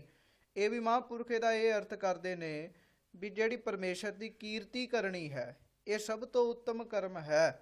ਇਹ ਕਰਮ ਕਰਦਿਆਂ ਕਰਦਿਆਂ ਹੀ ਮਨੁੱਖ ਸਮਾਨੈ ਪਰਮੇਸ਼ਰ ਦੇ ਵਿੱਚ ਸਮਾ ਜਾਂਦਾ ਹੈ। ਏਕ ਸ਼ਬਦ ਇੱਕ ਭਿਖਿਆ ਮਾਗੈ। ਮਹਾਰਾਜ ਸੱਚੇ ਪਾਤਸ਼ਾਹ ਜੀ ਫਰਮਾਨ ਕਰਦੇ ਨੇ ਵੀ ਇਹੋ ਜਿਹਾ ਮਨੁੱਖ ਫਿਰ ਗੁਰਾਂ ਪਾਸੋਂ ਇੱਕ ਸ਼ਬਦ ਭਾਵ ਇੱਕ ਉਪਦੇਸ਼ ਦੀ ਹੀ ਭਿਖਿਆ ਉਸ ਦਾ ਹੀ ਦਾਨ ਮੰਗਦਾ ਹੈ। ਗਿਆਨ ਧਿਆਨ ਜੁਗਤ ਸੱਚ ਜਾਗੈ। ਤੇਰੀ ਸਾਧ ਸੰਗਤ ਦੀ ਮਨੁੱਖ ਨੂੰ ਗਿਆਨ ਪ੍ਰਾਪਤ ਹੁੰਦਾ ਹੈ, ਧਿਆਨ ਪ੍ਰਾਪਤ ਹੁੰਦਾ ਹੈ, ਜੁਗਤੀ ਪ੍ਰਾਪਤ ਹੁੰਦੀ ਹੈ ਔਰ ਸੱਚ ਜਾਗੈ, ਅੰਦਰ ਪਰਮੇਸ਼ਰ ਦਾ ਨਾਮ ਜਾਗ ਪੈਂਦਾ ਹੈ। ਭੈ ਰਚ ਰਹਿ ਨਾ ਬਾਹਰ ਜਾਏ। ਉਹ ਫਿਰ ਮਨੁੱਖ ਪਰਮੇਸ਼ਰ ਦੇ ਭੈ ਵਿੱਚ ਰਚਿਆ ਰਹਿੰਦਾ ਹੈ, ਪਰਮੇਸ਼ਰ ਦੇ ਡਰ ਵਿੱਚ ਰਚਿਆ ਰਹਿੰਦਾ ਹੈ, ਪਰਮੇਸ਼ਰ ਦੇ ਨਿਰਮਲ ਭਾਵ ਨੂੰ ਮਹਿਸੂਸ ਕਰਦਾ ਹੈ ਔਰ ਸਾਧ ਸੰਗਤ ਦੀ ਬਾਹਰ ਨਹੀਂ ਜਾਂਦਾ, ਭਾਵ ਬਾਹਰ ਮੁਖੀ ਨਹੀਂ ਹੁੰਦਾ, ਨਾ ਕਿਸੇ ਹੋਰ ਦਾ ਉਹ ਭੈ ਮੰਨਦਾ ਹੈ। ਕੀਮਤ ਕੌਣ ਰਹਿ ਲਿਵ ਲਾਏ। ਕਹਿਣ ਲੱਗੇ ਜਿਨ੍ਹਾਂ ਨੇ ਲਿਵ ਲਾਈ ਹੈ ਉਹ ਇਸ ਗੱਲ ਨੂੰ ਸਮਝਦੇ ਨੇ ਵੀ ਉਹਦੀ ਕੀਮਤ ਕੋਈ ਨਹੀਂ ਪਾ ਸਕਦਾ,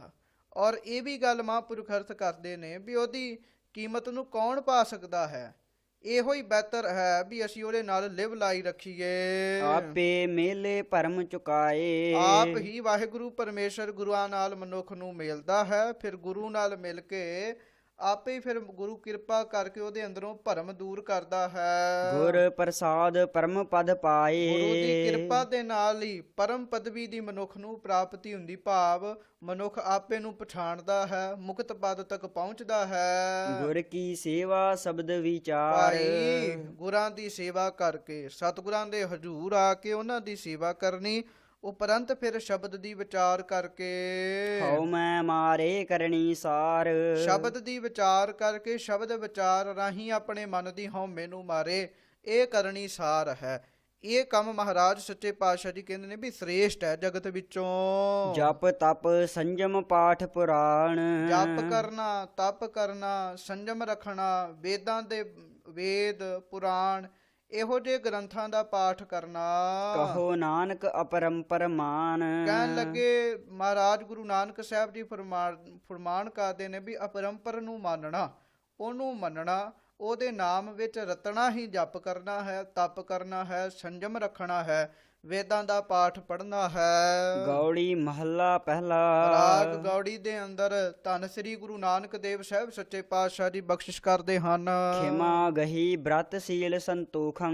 ਮਹਾਰਾਜ ਸੱਚੇ ਪਾਤਸ਼ਾਹ ਜੀ ਕਹਿਣ ਲੱਗੇ ਵੀ ਖਿਮਾ ਨੂੰ ਗ੍ਰਹਿਣ ਕਰ ਲਿਆ। ਖਿਮਾ ਕਹਿੰਦੇ ਨੇ ਕਿਸੇ ਨੂੰ ਮਾਫ ਕਰਨਾ। ਇਸ ਗੱਲ ਨੂੰ ਆਪਣੇ ਜੀਵਨ ਵਿੱਚ ਗ੍ਰਹਿਣ ਕਰ ਲਿਆ।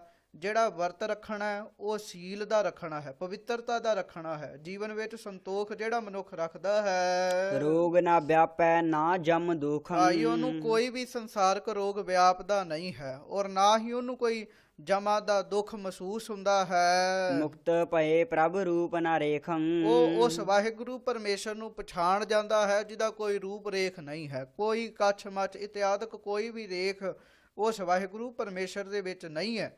ਉਸ ਨੂੰ ਪਛਾਣ ਕੇ ਖਿਮਾ ਰੂਪੀ ਖਿਮਾ ਨੂੰ ਗ੍ਰਹਿਣ ਕਰਕੇ ਵਰਤ ਰੱਖ ਕੇ ਸੰਤੋਖ ਦਾ ਔਰ ਪਵਿੱਤਰਤਾ ਦਾ ਫਿਰ ਉਹ ਮਨੁੱਖ ਮੁਕਤ ਹੋ ਜਾਂਦਾ ਹੈ। ਜੋਗੀ ਕਉ ਕੈਸਾ ਡਰ ਹੋਏ। ਜਿਹੜਾ ਜੋਗੀ ਹੈ, ਜੋਗੀ ਤੋਂ ਭਾਵ ਜਿਹੜਾ ਜੁੜਿਆ ਹੋਇਆ ਹੈ, ਉਸ ਨੂੰ ਕੈਸਾ ਡਰ ਹੈ, ਭਾਵੇਂ ਜਮਾ ਦਾ ਮੰਨ ਲਓ ਜਾਂ ਸੰਸਾਰ ਦਾ ਮੰਨ ਲਓ, ਉਸ ਨੂੰ ਫਿਰ ਕਿਸੇ ਵੀ ਪ੍ਰਕਾਰ ਦਾ ਡਰ ਨਹੀਂ ਰਹਿੰਦਾ। ਰੂਖ ਬਿਰਖ ਗ੍ਰਹਿ ਬਾਹਰ ਸੋਏ। ਕਿਉਂ ਉਹ ਰੂਖ ਭਾਵ ਰੁੱਖਾਂ ਦੇ ਵਿੱਚ, ਬਿਰਖਾਂ ਉੱਪਰ ਔਰ ਸਾਧ ਸੰਗਤ ਜੀ ਘਰ ਦੇ ਅੰਦਰ, ਬਾਹਰ ਸੰਸਾਰ ਵਿੱਚ ਹਰ ਥਾਂ ਉਹ ਵਾਹਿਗੁਰੂ ਪਰਮੇਸ਼ਰ ਨੂੰ ਹੀ ਦੇਖਦਾ ਹੈ। ਰਹਾਉ ਵਿਸ਼ਰਾਮ ਦੇ ਕੇ ਸੱਚੇ ਪਾਤਸ਼ਾਹ ਜੀ ਬਖਸ਼ਿਸ਼ ਕਰਦੇ ਹਨ।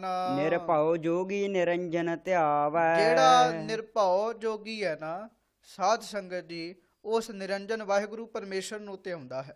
ਜਾਂ ਮਹਾਂਪੁਰਖੇ ਦੇ ਅਰਥ ਇਹ ਵੀ ਦੱਸਦੇ ਨੇ ਵੀ ਜਿਹੜਾ ਜੋਗੀ ਹੈ, ਜੁੜਿਆ ਹੋਇਆ ਹੈ, ਉਹ ਨਿਰਭਉ ਤੇ ਨਿਰੰਜਨ ਵਾਹਿਗੁਰੂ ਪਰਮੇਸ਼ਰ ਨੂੰ ਧਿਆਉਂਦਾ ਹੈ। ਅਨ ਦਿਨ ਜਾਗੈ ਸੱਚ ਲਿਵ ਲਾਵੈ। ਅਨ ਦਿਨ ਜਾਗੈ ਭਾਵ ਰਾਤ ਦਿਨ ਉਹ ਜਾਗੈ, ਸਾਵਧਾਨ ਰਹਿੰਦਾ ਹੈ। ਉਹਦੀ ਲਿਵ ਹਰ ਵਕਤ ਸੱਚੇ ਵਾਹਿਗੁਰੂ ਜੀ ਦੇ ਨਾਲ ਹੀ ਜੁੜੀ ਰਹਿੰਦੀ ਹੈ। ਸੋ ਜੋਗੀ ਮੇਰਾ ਮਨ ਭਾਵੈ। ਉਹ ਜੋਗੀ ਗੁਰੂ ਨਾਨਕ ਦੇਵ ਸਾਹਿਬ ਮਹਾਰਾਜ ਕਹਿਣ ਲੱਗੇ ਮੇਰੇ ਮਨ ਨੂੰ ਚੰਗਾ ਲੱਗਦਾ ਹੈ। ਉਹ ਜੋਗੀ ਜੁੜਿਆ ਹੋਇਆ ਮਨੁੱਖ ਮੈਨੂੰ ਚੰਗਾ ਲੱਗਦਾ ਹੈ। ਕਾਲ ਜਾਲ ਬ੍ਰਹਮ ਅਗਨੀ ਜਾਰੇ। ਮੌਤ ਦਾ ਡਰ, ਬੰਧਨ, ਇਹੋ ਜਿਹੇ ਜਿਹੜੇ ਜਾਲ ਹਨ ਉਹ ਬ੍ਰਹਮ ਅਗਨੀ ਦੁਆਰਾ ਸਾੜ ਦਿੰਦਾ ਹੈ ਉਹਨਾਂ ਨੂੰ, ਭਾਵ ਬ੍ਰਹਮ ਦ੍ਰਿਸ਼ਟੀ ਰਾਹੀਂ ਬ੍ਰਹਮ ਗਿਆਨ ਰਾਹੀਂ ਉਸ ਨੂੰ ਸਾੜ ਦਿੰਦਾ ਹੈ। ਜਰਾ ਮਰਨ ਗਤ ਗਰਭ ਨਿਵਾਰੇ ਉਹਦਾ ਬੁਢੇਪਾ, ਉਹਦੀ ਮੌਤ, ਉਹਦੇ ਦੁੱਖ, ਉਹਦਾ ਗਰਭ ਅੰਦਰ ਦਾ ਹੰਕਾਰ ਸਾਰੇ ਗਤੀ ਕਰ ਜਾਂਦੇ ਹਨ, ਭਾਵ ਸਾਰੇ ਨਿਵਰ ਜਾਂਦੇ ਹਨ, ਦੂਰ ਹੋ ਜਾਂਦੇ ਹਨ। ਆਪ ਤਰੈ ਪਿਤਰੀ ਨਿਸਤਾਰੇ ਉਹ ਮਹਾਰਾਜ ਕਹਿਣ ਲੱਗੇ ਫਿਰ ਆਪ ਵੀ ਤਰਦਾ ਹੈ, ਕੱਲਾ ਆਪ ਹੀ ਨਹੀਂ ਤਰਦਾ, ਉਹਦੇ ਪਿਤਰਾਂ ਦਾ ਵੀ ਨਿਸਤਾਰਾ ਹੋ ਜਾਂਦਾ ਹੈ। ਸਤਿਗੁਰ ਸੇਵੇ ਸੋ ਜੋਗੀ ਹੋਏ ਉਹੋ ਹੀ ਜੋਗੀ ਹੈ, ਉਹੋ ਹੀ ਜੁੜਿਆ ਹੈ ਜਿਹੜਾ ਸਤਿਗੁਰਾਂ ਨੂੰ ਸੇਵਦਾ ਹੈ। ਪੈ ਰਚ ਰਹਿ ਸੋ ਨਿਰਭਉ ਹੋਏ ਜਿਹੜਾ ਭੈ ਵਿੱਚ ਤਦਾਕਰ ਰਵੇ, ਭੈ ਵਿੱਚ ਸਾਧ ਸੰਗਤ ਦੀ ਰਚਿਆ ਰਵੇ ਅਤੇ ਨਿਰਭਉ ਹੋ ਜਾਏ। ਸਾਧ ਸੰਗਤ ਜੀ ਜਿਹੜਾ ਪਰਮੇਸ਼ਰ ਦਾ ਭੈ ਰੱਖਦਾ ਉਹਨੂੰ ਕਿਸੇ ਹੋਰ ਦਾ ਡਰ ਨਹੀਂ ਰਹਿੰਦਾ। ਜੈਸਾ ਸੇਵੈ ਤੈਸੋ ਹੋਏ ਕਹਿਣ ਲੱਗੇ ਜੈਸਾ ਸੇਵੇ ਤੈਸੋ ਹੋਏ, ਜਿਹੋ ਜੇ ਪਰਮੇਸ਼ਰ ਨੂੰ ਕੋਈ ਸੇਵਦਾ ਹੈ ਉਸੇ ਤਰ੍ਹਾਂ ਦਾ ਹੀ ਉਹ ਬਣ ਜਾਂਦਾ ਹੈ।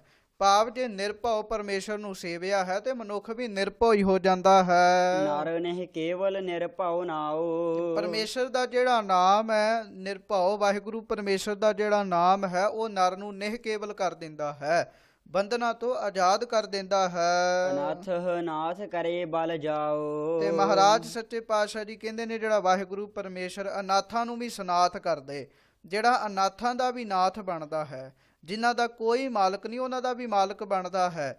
ਮੈਂ ਉਸ ਵਾਹਿਗੁਰੂ ਪਰਮੇਸ਼ਰ ਤੋਂ ਬਲਹਾਰ ਜਾਂਦਾ ਹਾਂ। ਪੁਨਰਪ ਜਨਮ ਨਾਹੀ ਗੁਣ ਗਾਓ ਜਿਹੜੇ ਗੁਣ ਗਾਉਂਦੇ ਨੇ ਪਰਮੇਸ਼ਰ ਦੀ ਸਿਫਤ ਕਰਦੇ ਨੇ ਉਹ ਫਿਰ ਜਨਮ ਮਰਨ ਵਿੱਚ ਨਹੀਂ ਆਉਂਦੇ। ਅੰਤਰ ਬਾਹਰ ਏਕੋ ਜਾਣ ਮਹਾਰਾਜ ਸੱਚੇ ਪਾਤਸ਼ਾਹ ਜੀ ਫਰਮਾਨਦੇ ਭਾਈ ਅੰਦਰ ਬਾਹਰ, ਘਰ ਦੇ ਅੰਦਰ ਬਾਹਰ ਏਕੋ ਜਾਣੈ ਅੰਤਰ ਬਾਹਰ ਸਾਧ ਸੰਗਤ ਦੀ ਸਰੀਰ ਦੇ ਅੰਦਰ, ਮਨ ਅੰਦਰ, ਹਿਰਦੇ ਰੂਪੀ ਘਰ ਅੰਦਰ, ਬਾਹਰ ਸੰਸਾਰ ਵਿੱਚ, ਬਸ ਫਿਰ ਉਹ ਇੱਕ ਵਾਹਿਗੁਰੂ ਪਰਮੇਸ਼ਰ ਨੂੰ ਹੀ ਦੇਖਦਾ ਹੈ। ਗੁਰ ਕੈ ਸਬਦੇ ਆਪ ਪਛਾਣੈ ਗੁਰੂ ਦੇ ਸ਼ਬਦ ਰਾਹੀਂ ਭਾਵ ਗੁਰਾਂ ਦੇ ਉਪਦੇਸ਼ ਰਾਹੀਂ ਉਹ ਆਪਣੇ ਆਪੇ ਦੀ ਨਿਜ ਸਰੂਪ ਦੀ ਪਛਾਣ ਕਰ ਲੈਂਦਾ ਹੈ। ਸਾਚੈ ਸ਼ਬਦ ਦਰ ਨਿਸ਼ਾਨੈ ਸੱਚਾ ਸ਼ਬਦ ਦੇ ਨਾਲ, ਗੁਰਾਂ ਦੇ ਸੱਚੇ ਉਪਦੇਸ਼ ਦੇ ਨਾਲ ਸਾਧ ਸੰਗਤ ਜੀ ਉਹ ਫਿਰ ਪਰਮੇਸ਼ਰ ਦੇ ਘਰ ਪ੍ਰਗਟ ਹੁੰਦਾ ਹੈ। ਭਾਵ ਸੰਸਾਰ ਵਿੱਚ ਵੀ ਸ਼ੋਭਾ ਹੁੰਦੀ ਹੈ, ਪਰਮੇਸ਼ਰ ਦੇ ਦਰ ਤੇ ਵੀ ਪ੍ਰਵਾਨ ਹੁੰਦਾ ਹੈ। ਸ਼ਬਦ ਮਰੈ ਤਿਸ ਨਿਜ ਘਰ ਵਾਸਾ ਭਾਈ ਜਿਹੜਾ ਸ਼ਬਦ ਰਾਹੀਂ, ਗੁਰਾਂ ਦੇ ਉਪਦੇਸ਼ ਰਾਹੀਂ ਪਰਮੇਸ਼ਰ ਨੂੰ, ਵਾਹਿਗੁਰੂ ਆਪਣੇ ਮਨ ਨੂੰ ਮਾਰ ਲੈਂਦਾ ਹੈ, ਉਹਦੇ ਨਿਜ ਘਰ ਵਿੱਚ, ਉਹਦੇ ਆਤਮਿਕ ਸਰੂਪ ਵਿੱਚ ਪਰਮੇਸ਼ਰ ਜੀ ਆਪ ਆ ਕੇ ਵਸ ਜਾਂਦੇ ਹਨ। ਆਵੈ ਨਾ ਜਾਵੈ ਚੂਕੈ ਆਸਾ ਫਿਰ ਉਹ ਨਾ ਸੰਸਾਰ ਵਿੱਚ ਆਉਂਦਾ ਹੈ ਨਾ ਜਾਂਦਾ ਹੈ, ਉਹਦੀਆਂ ਸਾਰੀਆਂ ਆਸਾਵਾਂ ਖਤਮ ਹੋ ਜਾਂਦੀਆਂ ਹਨ, ਭਾਵ ਸਭ ਕੁਝ ਉਸ ਨੂੰ ਪ੍ਰਾਪਤ ਹੋ ਜਾਂਦਾ ਹੈ। ਗੁਰ ਕੈ ਸ਼ਬਦ ਕਮਲ ਪਰਗਾਸਾ ਗੁਰੂ ਦੇ ਸ਼ਬਦ ਦੇ ਨਾਲ ਹਿਰਦਾ ਰੂਪੀ ਕੌਲ ਖਿੜ ਜਾਂਦਾ ਹੈ। ਜਦੋਂ ਗੁਰੂ ਦਾ ਉਪਦੇਸ਼ ਦੀ ਕਮਾਈ ਕਰਦਾ ਹੈ ਤਾਂ ਹਿਰਦੇ ਰੂਪੀ ਕੌਲ, ਹਿਰਦੇ ਰੂਪੀ ਕਮਲ ਖਿੜ ਜਾਂਦਾ ਹੈ, ਅੰਦਰ ਚਾਨਣ ਹੋ ਜਾਂਦਾ ਹੈ। ਜੋ ਦਿਸੈ ਸੋ ਆਸ ਨਿਰਾਸਾ ਆ ਸੰਸਾਰ ਜੋ ਵੀ ਸਾਨੂੰ ਦਿਸ ਰਿਹਾ ਇਹਦੀ ਆਸ ਰੱਖਣੀ ਵੀ ਸੰਸਾਰ ਦੇ ਪਦਾਰਥ ਸਾਨੂੰ ਮਿਲੇ। ਮਹਾਰਾਜ ਕਹਿਣ ਲੱਗੇ ਭਾਈ ਉਹ ਨਿਰਾਸ਼ਾ ਹੀ ਰਹਿ ਜਾਂਦਾ ਹੈ, ਉਹਦੀ ਆਸ ਕੋਈ ਵੀ ਪੂਰੀ ਨਹੀਂ ਹੁੰਦੀ, ਕਿਉਂ ਨਾ ਸੰਸਾਰ ਨੇ ਸਦਾ ਰਹਿਣਾ ਹੈ। ਸੰਸਾਰ ਮਹਾਰਾਜ ਕਹਿਣ ਲੱਗੇ ਦੁਨੀਆ ਮੁਕਾਮੇ ਫਾਨੀ, ਦੁਨੀਆ ਤੇ ਫਨਾ ਹੋਣ ਵਾਲਾ ਇੱਕ ਮੁਕਾਮ ਹੈ। ਕਹਿਣ ਲੱਗੇ ਇਹਦੀ ਆਸ ਰੱਖਣ ਦਾ ਕੀ ਫਾਇਦਾ ਹੈ, ਸੰਸਾਰ ਦੀ ਆਸ ਸਦਾ ਹੀ ਨਿਰਾਸ਼ ਰਹਿੰਦੀ ਹੈ। ਕਾਮ ਕ੍ਰੋਧ ਬਿਖ ਭੂਖ ਪਿਆਸਾ ਉਹ ਮਨੁੱਖ ਕਾਮ ਵਿੱਚ ਫਸਿਆ ਰਹਿੰਦਾ ਹੈ, ਕ੍ਰੋਧ ਕਰਦਾ ਹੈ, ਜ਼ਹਿਰ ਰੂਪ ਇਕੱਠਾ ਕਰਦਾ ਹੈ, ਭੁੱਖ ਪਿਆਸ ਉਹਨੂੰ ਲੱਗੀ ਰਹਿੰਦੀ ਹੈ। ਨਾਨਕ ਬਿਰਲੇ ਮਿਲਹਿ ਉਦਾਸਾ ਕਹਿਣ ਲੱਗੇ ਇਸ ਸੰਸਾਰ ਵਿੱਚ ਉਹ ਮਨੁੱਖ ਬਿਰਲੇ ਹੀ ਹਨ, ਭਾਵ ਵਿਰਲੇ ਹੀ ਹਨ ਜਿਹੜੇ ਉਦਾਸ ਹਨ। ਉਦਾਸ ਤੋਂ ਭਾਵ ਵੀ ਉਹ ਸੰਸਾਰ ਵਿੱਚ ਰਹਿੰਦਿਆਂ ਹੋਇਆਂ ਵੀ ਸੰਸਾਰ ਵਿੱਚ ਰਚੇ ਮਿਚੇ ਨਹੀਂ ਹੋਏ। ਪਰਮੇਸ਼ਰ ਨਾਲ ਜਿਨ੍ਹਾਂ ਨੇ ਆਪਣੀ ਸੁਰਤ ਜੋੜੀ ਹੈ ਉਹ ਜਗ ਮਹਿ ਊਤਮ ਕਾਂਡੀਆਂ ਹੈ ਵਿਰਲੇ ਕੇਈ ਕੇ। ਮਹਾਰਾਜ ਕਹਿਣ ਲੱਗੇ ਉਹ ਬਿਰਲੇ ਹੀ ਸੰਸਾਰ ਵਿੱਚ ਮਿਲਦੇ ਹਨ। ਗੌੜੀ ਮਹੱਲਾ ਪਹਿਲਾ। ਗੌੜੀ ਰਾਗ ਦੇ ਅੰਦਰ ਧੰਨ ਸਤਿਗੁਰੂ ਸ੍ਰੀ ਗੁਰੂ ਅਰਜਨ ਵਾਹਿਗੁਰੂ ਸ੍ਰੀ ਗੁਰੂ ਨਾਨਕ ਦੇਵ ਸਾਹਿਬ ਸੱਚੇ ਪਾਤਸ਼ਾਹ ਜੀ ਬਖਸ਼ਿਸ਼ ਕਰਦੇ ਹਨ। ਐਸੋ ਦਾਸ ਮਿਲੈ ਸੁਖ ਹੋਈ। ਮਹਾਰਾਜ ਕਹਿਣ ਲੱਗੇ ਕੋਈ ਇਹੋ ਜਿਹਾ ਦਾਸ ਮਿਲ ਜਾਵੇ, ਜਿਵੇਂ ਮਹਾਰਾਜ ਨੇ ਉੱਪਰ ਵੀ ਬਖਸ਼ਿਸ਼ ਕੀਤੀ ਹੈ ਨਾ ਵੀ ਬਿਰਲੇ, ਕੋਈ ਬਿਰਲਾ ਹੀ ਦਾਸ ਮਿਲ ਜਾਵੇ ਜਿਹਨੂੰ ਮਿਲ ਕੇ ਮੈਨੂੰ ਸੁਖ ਪ੍ਰਾਪਤ ਹੋਵੇ, ਆਤਮਿਕ ਸੁਖ ਮਿਲੇ। ਦੁਖ ਵਿਸਰੈ ਪਾਵੈ ਸਚ ਸੋਈ। ਉਹ ਸੁਖ ਕੀ ਹੈ? ਦੁੱਖ ਵਿਸਰ ਜਾਣੇ ਤੇ ਸਾਧ ਸੰਗਤ ਜੀ ਸੱਚ ਦੀ ਪ੍ਰਾਪਤੀ ਹੋਣੀ, ਵਾਹਿਗੁਰੂ ਪਰਮੇਸ਼ਰ ਦੀ ਪ੍ਰਾਪਤੀ ਹੋਵੇ। ਕੋਈ ਇਹੋ ਜਿਹਾ ਦਾਸ ਮੈਨੂੰ ਮਿਲੇ। ਦਰਸ਼ਨ ਦੇਖ ਭਈ ਮਤ ਪੂਰੀ। ਹਾਂ, ਜਿਸ ਦੇ ਦਰਸ਼ਨ ਕਰਕੇ ਭੈੜੀ ਮਤ ਦੂਰ ਹੋ ਜਾਵੇ ਤੇ ਸਾਧ ਸੰਗਤ ਦੀ ਪੂਰੀ ਮਤ ਪ੍ਰਾਪਤ ਹੋਵੇ, ਭਾਵ ਵਾਹਿਗੁਰੂ ਪਰਮੇਸ਼ਰ ਨੂੰ ਮਿਲਣ ਦੀ ਜੁਗਤ ਪ੍ਰਾਪਤ ਹੋਵੇ। ਜਿਵੇਂ ਸੱਚੇ ਪਾਤਸ਼ਾਹ ਜੀ ਫਰਮਾਉਂਦੇ ਹਨ ਕਿ ਮਹਾਰਾਜ ਸੱਚੇ ਪਾਤਸ਼ਾਹ ਜੀ ਕਹਿੰਦੇ, ਜਿਨ੍ਹਾਂ ਦਸੰਦੜਿਆਂ ਦੁਰਮਤ ਵੰਝੈ ਮਿੱਤਰ ਅਸਾਡੜੇ ਸੇਈ। ਜਿਨ੍ਹਾਂ ਦੇ ਦਰਸ਼ਨ ਕਰਕੇ ਭੈੜੀ ਮਤ ਦੂਰ ਹੋਵੇ ਉਹ ਮਿੱਤਰ ਹਨ। ਇਹੋ ਜਿਹਾ ਮਿੱਤਰ ਮਹਾਰਾਜ ਕਹਿਣ ਲੱਗੇ ਮਿਲੇ, ਜਿਹਦੇ ਦਰਸ਼ਨ ਕਰਕੇ ਮਤ ਪੂਰੀ ਹੋਵੇ, ਭਾਵ ਸ੍ਰੇਸ਼ਟ ਮਤ ਆਵੇ। 68 ਮਜਨ ਚਰਨ ਹਤੂਰੀ। ਉਹਦੇ ਚਰਨਾਂ ਦੀ ਧੂੜੀ ਜਦੋਂ ਮੈਂ ਆਪਣੇ ਮਸਤਕ ਦੇ ਉੱਤੇ ਲਾਵਾਂ ਤੇ ਬਸ ਫਿਰ ਉਹਦੇ ਚਰਨਾਂ ਦੀ ਧੂੜੀ ਰਾਹੀਂ ਹੀ 68 ਤੀਰਥਾਂ ਦਾ ਇਸ਼ਨਾਨ ਹੋ ਜਾਂਦਾ ਹੈ। ਰਹਾਉ। ਵਿਸ਼ਰਾਮ ਦੇ ਕੇ ਗਰੀਬ ਨਵਾਜ ਸੱਚੇ ਪਾਤਸ਼ਾਹ ਦੀ ਮਿਹਰ ਕਰਦੇ ਹਨ। ਨੇਤਰ ਸੰਤੋਖੇ ਏਕ ਲਿਵਤਾਰਾ। ਭਾਈ ਜਿਹੜਾ ਇੱਕ ਲਿਵ ਧਾਰ ਕੇ ਵਾਹਿਗੁਰੂ ਪਰਮੇਸ਼ਰ ਦੇ ਦਰਸ਼ਨ ਕਰਦਾ ਹੈ, ਭਾਵ ਉਸ ਮਨੁੱਖ ਦੇ ਦਰਸ਼ਨ ਕਰਦਾ ਹੈ ਜਿਹੜਾ ਪਰਮੇਸ਼ਰ ਦਾ ਦਾਸ ਹੈ, ਉਹਦੇ ਲਿਵ ਲਾ ਕੇ ਵੀ ਦਰਸ਼ਨ ਕਰੇ ਨਾ, ਕਹਿਣ ਲੱਗੇ ਨੇਤਰ ਸੰਤੋਖੇ ਜਾਂਦੇ ਹਨ। ਅੱਖਾਂ ਜਿਹੜੀਆਂ ਨੇ ਉਹ ਰੱਜ ਜਾਂਦੀਆਂ ਹਨ। ਜਿਹਵਾ ਸੂਚੀ ਹਰ ਰਸ ਸਾਰਾ। ਜਦੋਂ ਪਰਮੇਸ਼ਰ ਦੇ ਨਾਮ ਦਾ ਰਸ ਇਸ ਜਿਹਵਾ ਨੂੰ ਆ ਗਿਆ, ਫਿਰ ਸਾਧ ਸੰਗਤ ਦੀ ਜਿਹਵਾ ਸੁੱਚੀ ਹੋ ਜਾਂਦੀ ਹੈ। ਜਿਵੇਂ ਮਹਾਰਾਜ ਜੀ ਕਹਿੰਦੇ ਨੇ, ਸੂਚੀ ਭਈ ਰਸਨਾ ਨਾਮ ਕਹਿਤ ਗੋਬਿੰਦ ਕਾ। ਇਸੇ ਤਰ੍ਹਾਂ ਮਹਾਰਾਜ ਕਹਿੰਦੇ ਜਿਹਵਾ ਸੂਚੀ ਹਰ ਰਸ ਸਾਰਾ। ਪਰਮੇਸ਼ਰ ਦੇ ਨਾਮ ਦਾ ਰਸ ਆ ਗਿਆ, ਇਹ ਸਾਰ ਪ੍ਰਾਪਤ ਹੋ ਗਿਆ, ਕਹਿਣ ਲੱਗੇ ਜਿਹਵਾ ਜੀਭ ਜਿਹੜੀ ਹੈ ਸੁੱਚੀ ਹੋ ਜਾਂਦੀ ਹੈ। ਸੱਚ ਕਰਨੀ ਅਬ ਅੰਤਰ ਸੇਵਾ। ਸੱਚ ਕਰਨੀ ਅਬ ਅੰਤਰ ਸੇਵਾ। ਗਰੀਬ ਨਵਾਜ ਸੱਚੇ ਪਾਤਸ਼ਾਹ ਜੀ ਕਹਿਣ ਲੱਗੇ, ਜਿਨ੍ਹਾਂ ਦੇ ਅੰਦਰ ਸੇਵਾ ਕਰਨ ਦੀ ਚਾਹਤ ਹੈ ਨਾ, ਪਰਮੇਸ਼ਰ ਦੀ ਸੇਵਾ ਕਰਨ ਦੀ ਚਾਹਤ ਹੈ, ਉਹਨਾਂ ਦੀ ਕਰਨੀ ਸੱਚੀ ਹੁੰਦੀ ਹੈ। ਉਹਨਾਂ ਦੇ ਕੰਮ ਜਿਹੜੇ ਨੇ ਉਹ ਪਵਿੱਤਰ ਹੁੰਦੇ ਹਨ। ਮਨ ਤ੍ਰਿਪਤਾਸਿਆ ਅਲਖ ਅਭੇਵਾ। ਮਨ ਜਿਹੜਾ ਹੈ ਉਹ ਅਲਖ ਅਭੇਵਾ ਵਾਹਿਗੁਰੂ ਪਰਮੇਸ਼ਰ ਦੀ ਪ੍ਰਾਪਤੀ ਕਰਕੇ ਤ੍ਰਿਪਤ ਜਾਂਦਾ ਹੈ, ਰੱਜ ਜਾਂਦਾ ਹੈ, ਕਿਸੇ ਹੋਰ ਚੀਜ਼ ਦੀ ਮੰਗ ਨਹੀਂ ਅੰਦਰ ਰਹਿੰਦੇ। ਜਹ ਜਹ ਦੇਖੋ ਤਹ ਤਹ ਸਾਚਾ। ਬਸ ਫਿਰ ਤੇ ਜਿੱਥੇ ਕਿੱਥੇ ਵੀ ਵੇਖੀਏ ਉਹ ਸੱਚਾ ਵਾਹਿਗੁਰੂ ਪਰਮੇਸ਼ਰ ਹੀ ਮਨੁੱਖ ਨੂੰ ਨਜ਼ਰ ਆਉਂਦਾ ਹੈ। ਬਿਨ ਬੂਝੇ ਝਗਰਤ ਜਗ ਕਾਚਾ। ਹਾਂ, ਬਿਨਾਂ ਉਹਨੂੰ ਸਮਝਿਆ, ਬਿਨਾਂ ਉਸ ਵਾਹਿਗੁਰੂ ਪਰਮੇਸ਼ਰ ਦੀ ਸਮਝ ਆਉਣ ਤੋਂ ਬਗੈਰ ਮਨੁੱਖ ਇਸ ਕੱਚੇ ਜਗਤ ਵਿੱਚ ਝਗੜਦਾ ਹੀ ਰਹਿੰਦਾ ਹੈ। ਉਹ ਝਗੜਾ ਵੀ ਕੱਚਾ ਹੀ ਹੈ ਸਾਧ ਸੰਗਤ ਜੀ। ਹਾਂਜੀ, ਗੁਰ ਸਮਝਾਵੈ ਸੂਜੀ ਹੋਈ। ਗੁਰਾਂ ਦੇ ਸਮਝਾਉਣ ਦੇ ਨਾਲ ਹੀ ਮਨੁੱਖ ਨੂੰ ਇਹ ਸੋਝੀ ਪ੍ਰਾਪਤ ਹੁੰਦੀ ਹੈ। ਗੁਰਮੁਖ ਵਿਰਲਾ ਬੂਝੈ ਕੋਈ। ਕੋਈ ਗੁਰਮੁਖ ਹੀ ਹੈ, ਵਿਰਲਾ ਹੀ ਹੈ, ਕਹਿਣ ਲੱਗੇ, ਕਿਉਂਕਿ ਹੈਨ ਵਿਰਲੇ ਨਾਹੀ ਕਣੇ ਫੈਲ ਫੱਕੜ ਸੰਸਾਰਾ। ਵਿਰਲੇ ਨੇ, ਕਣੇ ਨਹੀਂ। ਗੁਰਮੁਖ ਵਿਰਲਾ ਬੂਝੈ ਕੋਈ। ਕੋਈ ਗੁਰਮੁਖ ਵਿਰਲਾ ਹੀ ਹੈ, ਕਹਿਣ ਲੱਗੇ, ਜਿਹੜੇ ਇਸ ਗੱਲ ਨੂੰ ਸਮਝਦੇ ਹੋਣ। ਕਰ ਕਿਰਪਾ ਰੱਖ ਹੋ ਰਖਵਾਲੇ। ਹੇ ਵਾਹਿਗੁਰੂ ਪਰਮੇਸ਼ਰ ਦੀ ਕਿਰਪਾ ਕਰੋ, ਤੁਸੀਂ ਆਪ ਹੀ ਮੇਰੀ ਰੱਖਿਆ ਰੱਖਣੀ ਕਰੋ। ਬਿਨ ਬੂਝੇ ਪਸ਼ੂ ਭਏ ਬੇਤਾਲੇ। ਕਿਉਂ? ਬਿਨਾਂ ਵਾਹਿਗੁਰੂ ਪਰਮੇਸ਼ਰ ਨੂੰ ਸਮਝਿਆ ਬਗੈਰ, ਬਿਨਾਂ ਉਹਦੀ ਸਮਝ ਆਇਆ ਬਗੈਰ ਆਮ ਮਨੁੱਖ ਕਹਿਣ ਲੱਗੇ ਪਸ਼ੂ ਹੀ ਹੈ, ਬੇਤਾਲ ਹੀ ਹੈ, ਭੂਤਨਾ ਹੀ ਬਣ ਰਿਹਾ ਹੈ। ਗੁਰ ਕਹਿਆ ਅਵਰ ਨਹੀਂ ਦੂਜਾ। ਗੁਰਾਂ ਨੇ ਇਹ ਮੈਨੂੰ ਗੱਲ ਸਮਝਾਈ ਹੈ, ਅਵਰ ਨਹੀਂ ਦੂਜਾ। ਇਸ ਸੰਸਾਰ ਵਿੱਚ ਵਾਹਿਗੁਰੂ ਪਰਮੇਸ਼ਰ ਤੋਂ ਬਗੈਰ ਹੋਰ ਕੋਈ ਵੀ ਨਹੀਂ ਹੈ। ਉਹਦੇ ਤੋਂ ਵੱਡਾ ਸਮਰੱਥ ਹੋਰ ਕੋਈ ਨਹੀਂ ਹੈ, ਉਹੋ ਹੀ ਸਮਰੱਥ ਹੈ। ਕਿਸ ਕਹੋ ਦੇਖ ਕਰੋ ਅਨ ਪੂਜਾ। ਜਦੋਂ ਫਿਰ ਉਹਦੀ ਸਮਝ ਆ ਗਈ, ਉਹਨੂੰ ਵੇਖ ਲਿਆ, ਫਿਰ ਹੋਰ ਕਿਸੇ ਦੀ ਪੂਜਾ ਨਹੀਂ ਹੁੰਦੀ। ਹੁਣ ਤੇ ਉਸ ਅਲਖ ਅਭੇਵ ਵਾਹਿਗੁਰੂ ਦੀ ਪੂਜਾ ਹੁੰਦੀ, ਜਿਹਦੇ ਬਗੈਰ ਹੋਰ ਕੋਈ ਵੀ ਸਮਰੱਥ ਨਹੀਂ ਹੈ। ਸੰਤ ਹੇਤ ਪ੍ਰਭ ਤ੍ਰੇ ਭਵਨ ਧਾਰੇ। ਕਹਿਣ ਲੱਗੇ ਵਾਹਿਗੁਰੂ ਪਰਮੇਸ਼ਰ ਨੇ ਇਹਨੇ ਜਿਹੜੇ 3 ਭਵਨ ਬਣਾਏ ਨੇ, ਇਹ ਸੰਤ ਹੇਤ ਹੀ ਬਣਾਏ ਹਨ, ਸੰਤਾਂ ਵਾਸਤੇ ਹੀ ਬਣਾਏ ਹਨ। ਪਰਮੇਸ਼ਰ ਨੇ ਇਹ ਤ੍ਰਿਭਵਨ ਸੰਤਾਂ ਵਾਸਤੇ ਸੈਰ ਕਰਨ ਲਈ ਬਣਾਏ ਹਨ। ਮਹਾਂਪੁਰਖ ਇਹਦਾ ਅਰਥ ਇਹ ਵੀ ਕਰਦੇ ਨੇ ਕਿ ਸਾਧ ਸੰਗਤ ਜੀ, ਇਹ ਜਿਹੜੇ 3 ਭਵਨ ਵਾਹਿਗੁਰੂ ਪਰਮੇਸ਼ਰ ਨੇ ਬਣਾਏ ਨੇ, ਸੰਤਾਂ ਨੂੰ ਇਹਦੇ ਨਾਲ ਹੇਤ ਹੈ। ਸੰਤਾਂ ਨੂੰ ਤਿੰਨੇ ਹੀ ਭਵਨ ਬੜੇ ਚੰਗੇ ਲੱਗਦੇ ਹਨ। ਆਤਮ ਚੀਨੈ ਸੋ ਤਤ ਵਿਚਾਰੇ। ਜਿਹੜਾ ਨਿੱਜੀ ਸਰੂਪ ਦੀ ਪਛਾਣ ਕਰ ਲਏ, ਅਸਲੀ ਸਵਰੂਪ ਜਿਹਨੂੰ ਸਮਝ ਆ ਜਾਏ, ਜਿਹਨੂੰ ਜਿਹੜਾ ਆਤਮ ਚੀਨ ਬਣ ਜਾਏ, ਆਤਮਦਰਸ਼ੀ ਬਣ ਜਾਏ, ਉਹ ਤਤ ਦੀ ਵਿਚਾਰ ਕਰਦਾ ਹੈ। ਸਾਚ ਹਿਰਦੈ ਸਚ ਪ੍ਰੇਮ ਨਿਵਾਸ। ਫਿਰ ਤੇ ਹਿਰਦੇ ਵਿੱਚ ਸੱਚ ਆ ਕੇ ਵਸ ਜਾਂਦਾ ਹੈ ਤੇ ਨਾਲ ਹੀ ਉਹਦਾ ਪ੍ਰੇਮ ਵੀ ਆ ਕੇ ਫਿਰ ਨਿਵਾਸ ਕਰਦਾ ਹੈ। ਪ੍ਰਣਮਤ ਨਾਨਕ ਹਮ ਤਾ ਕੇ ਦਾਸ। ਮਹਾਰਾਜ ਸੱਚੇ ਪਾਤਸ਼ਾਹ ਜੀ ਬੇਨਤੀ ਕਰਦੇ ਵੀ ਮੈਂ ਉਹਨਾਂ ਮਨੁੱਖਾਂ ਦਾ ਦਾਸ ਹਾਂ ਜਿਹੜੇ ਆਪਣੇ ਤਤ ਨੂੰ ਪਛਾਣਦੇ ਹਨ, ਜਿਹੜੇ ਸੰਤ ਹਨ, ਜਿਹੜੇ ਸਾਧ ਸੰਗਤ ਜੀ ਪਰਮੇਸ਼ਰ ਨੂੰ ਸਮਝਦੇ ਹਨ, ਜਿਨ੍ਹਾਂ ਦੇ ਦਰਸ਼ਨ ਕਰਕੇ ਨੈਣਾਂ ਨੂੰ ਸੰਤੋਖ ਆਉਂਦਾ ਹੈ, ਉਹ ਮਹਾਰਾਜ ਸੱਚੇ ਪਾਤਸ਼ਾਹ ਜੀ ਕਹਿੰਦੇ ਨੇ ਵੀ ਮੈਂ ਉਹਨਾਂ ਗੁਰੂ ਕੇ ਦਾਸਾਂ ਤੋਂ, ਪਰਮੇਸ਼ਰ ਦੇ ਦਾਸਾਂ ਤੋਂ ਕੁਰਬਾਨ ਜਾਂਦਾ ਹਾਂ, ਮੈਂ ਖੁਦ ਉਹਨਾਂ ਦਾ ਦਾਸ ਹਾਂ। ਹਾਂਜੀ। ਗੌੜੀ ਮਹੱਲਾ ਪਹਿਲਾ। ਰਾਗ ਗੌੜੀ ਦੇ ਅੰਦਰ ਧੰਨ ਸਤਿਗੁਰੂ ਸ੍ਰੀ ਗੁਰੂ ਨਾਨਕ ਦੇਵ ਸਾਹਿਬ ਸੱਚੇ ਪਾਤਸ਼ਾਹ ਜੀ ਬਖਸ਼ਿਸ਼ ਕਰਦੇ ਹਨ। ਬ੍ਰਹਮੈ ਗਰਭ ਕੀਆ ਨਹੀਂ ਜਾਣਿਆ। ਇਸ ਸਾਧ ਸੰਗਤ ਜੀ ਸ਼ਬਦ ਦੇ ਪ੍ਰਥਾਏ ਜੋ ਵਿਦਵਾਨ ਇਹ ਉਥਾਨਕਾ ਦੱਸਦੇ ਹਨ ਸੰਪਰਦਾਇ ਮਰਿਆਦਾ ਦੇ ਅਨੁਸਾਰ ਕਿ ਜਿਨੇ ਜਿਨੇ ਵੀ ਆਪਣੇ ਮਨ ਵਿੱਚ ਹੰਕਾਰ ਕੀਤਾ ਹੈ ਉਹਨੇ ਸੁਖ ਨਹੀਂ ਪ੍ਰਾਪਤ ਕੀਤਾ ਹੈ। ਜਿਸ ਨੇ ਵੀ ਕਿਸੇ ਵੀ ਪ੍ਰਕਾਰ ਦਾ ਹੰਕਾਰ ਕੀਤਾ ਹੈ ਉਹਨੇ ਸੁਖ ਪ੍ਰਾਪਤ ਨਹੀਂ ਕੀਤਾ। ਕਿਸੇ ਸਿੱਖ ਨੇ ਆ ਕੇ ਗਰੀਬ ਨਵਾਜ ਜੀ ਨੂੰ ਬੇਨਤੀ ਕੀਤੀ ਸੀ, ਸੱਚੇ ਪਾਤਸ਼ਾਹ ਜੀ ਹੰਕਾਰ ਕਿੰਨਾ ਕੁ ਮਾੜਾ ਹੈ। ਤੇ ਗਰੀਬ ਨਵਾਜ ਜੀ ਨੇ ਫਰਮਾਇਆ ਸੀਗਾ ਵੀ ਵੱਡੇ ਵੱਡਿਆਂ ਨੇ ਜਿਨ੍ਹਾਂ ਨੂੰ ਲੋਕ ਮੰਨਦਾ ਸੀਗਾ, ਲੋਕ ਮੰਨਦੇ ਸੀਗੇ, ਉਹਨਾਂ ਨੇ ਵੀ ਹੰਕਾਰ ਕੀਤਾ ਤਾਂ ਉਹਨਾਂ ਨੇ ਸੁਖ ਪ੍ਰਾਪਤ ਨਹੀਂ ਕੀਤਾ। ਹੰਕਾਰ ਗੁਰਾਂ ਦੀ ਕਿਰਪਾ ਨਾਲ ਹੀ ਦੂਰ ਹੁੰਦਾ ਹੈ। ਇਸੇ ਸ਼ਬਦ ਦੇ ਵਿੱਚ ਗਰੀਬ ਨਵਾਜ ਜੀ ਨੇ ਸਮੇਂ ਦੇ ਮੌਕੇ ਦੇ ਜਿਹੜੇ ਵੱਡੇ ਵੱਡੇ ਲੋਕ ਸਨ ਉਹਨਾਂ ਦੀਆਂ ਉਦਾਹਰਨਾਂ ਦਿੱਤੀਆਂ ਹਨ ਕਿ ਬ੍ਰਹਮੈ ਗਰਭ ਕੀਆ ਨਹੀਂ ਜਾਣਿਆ।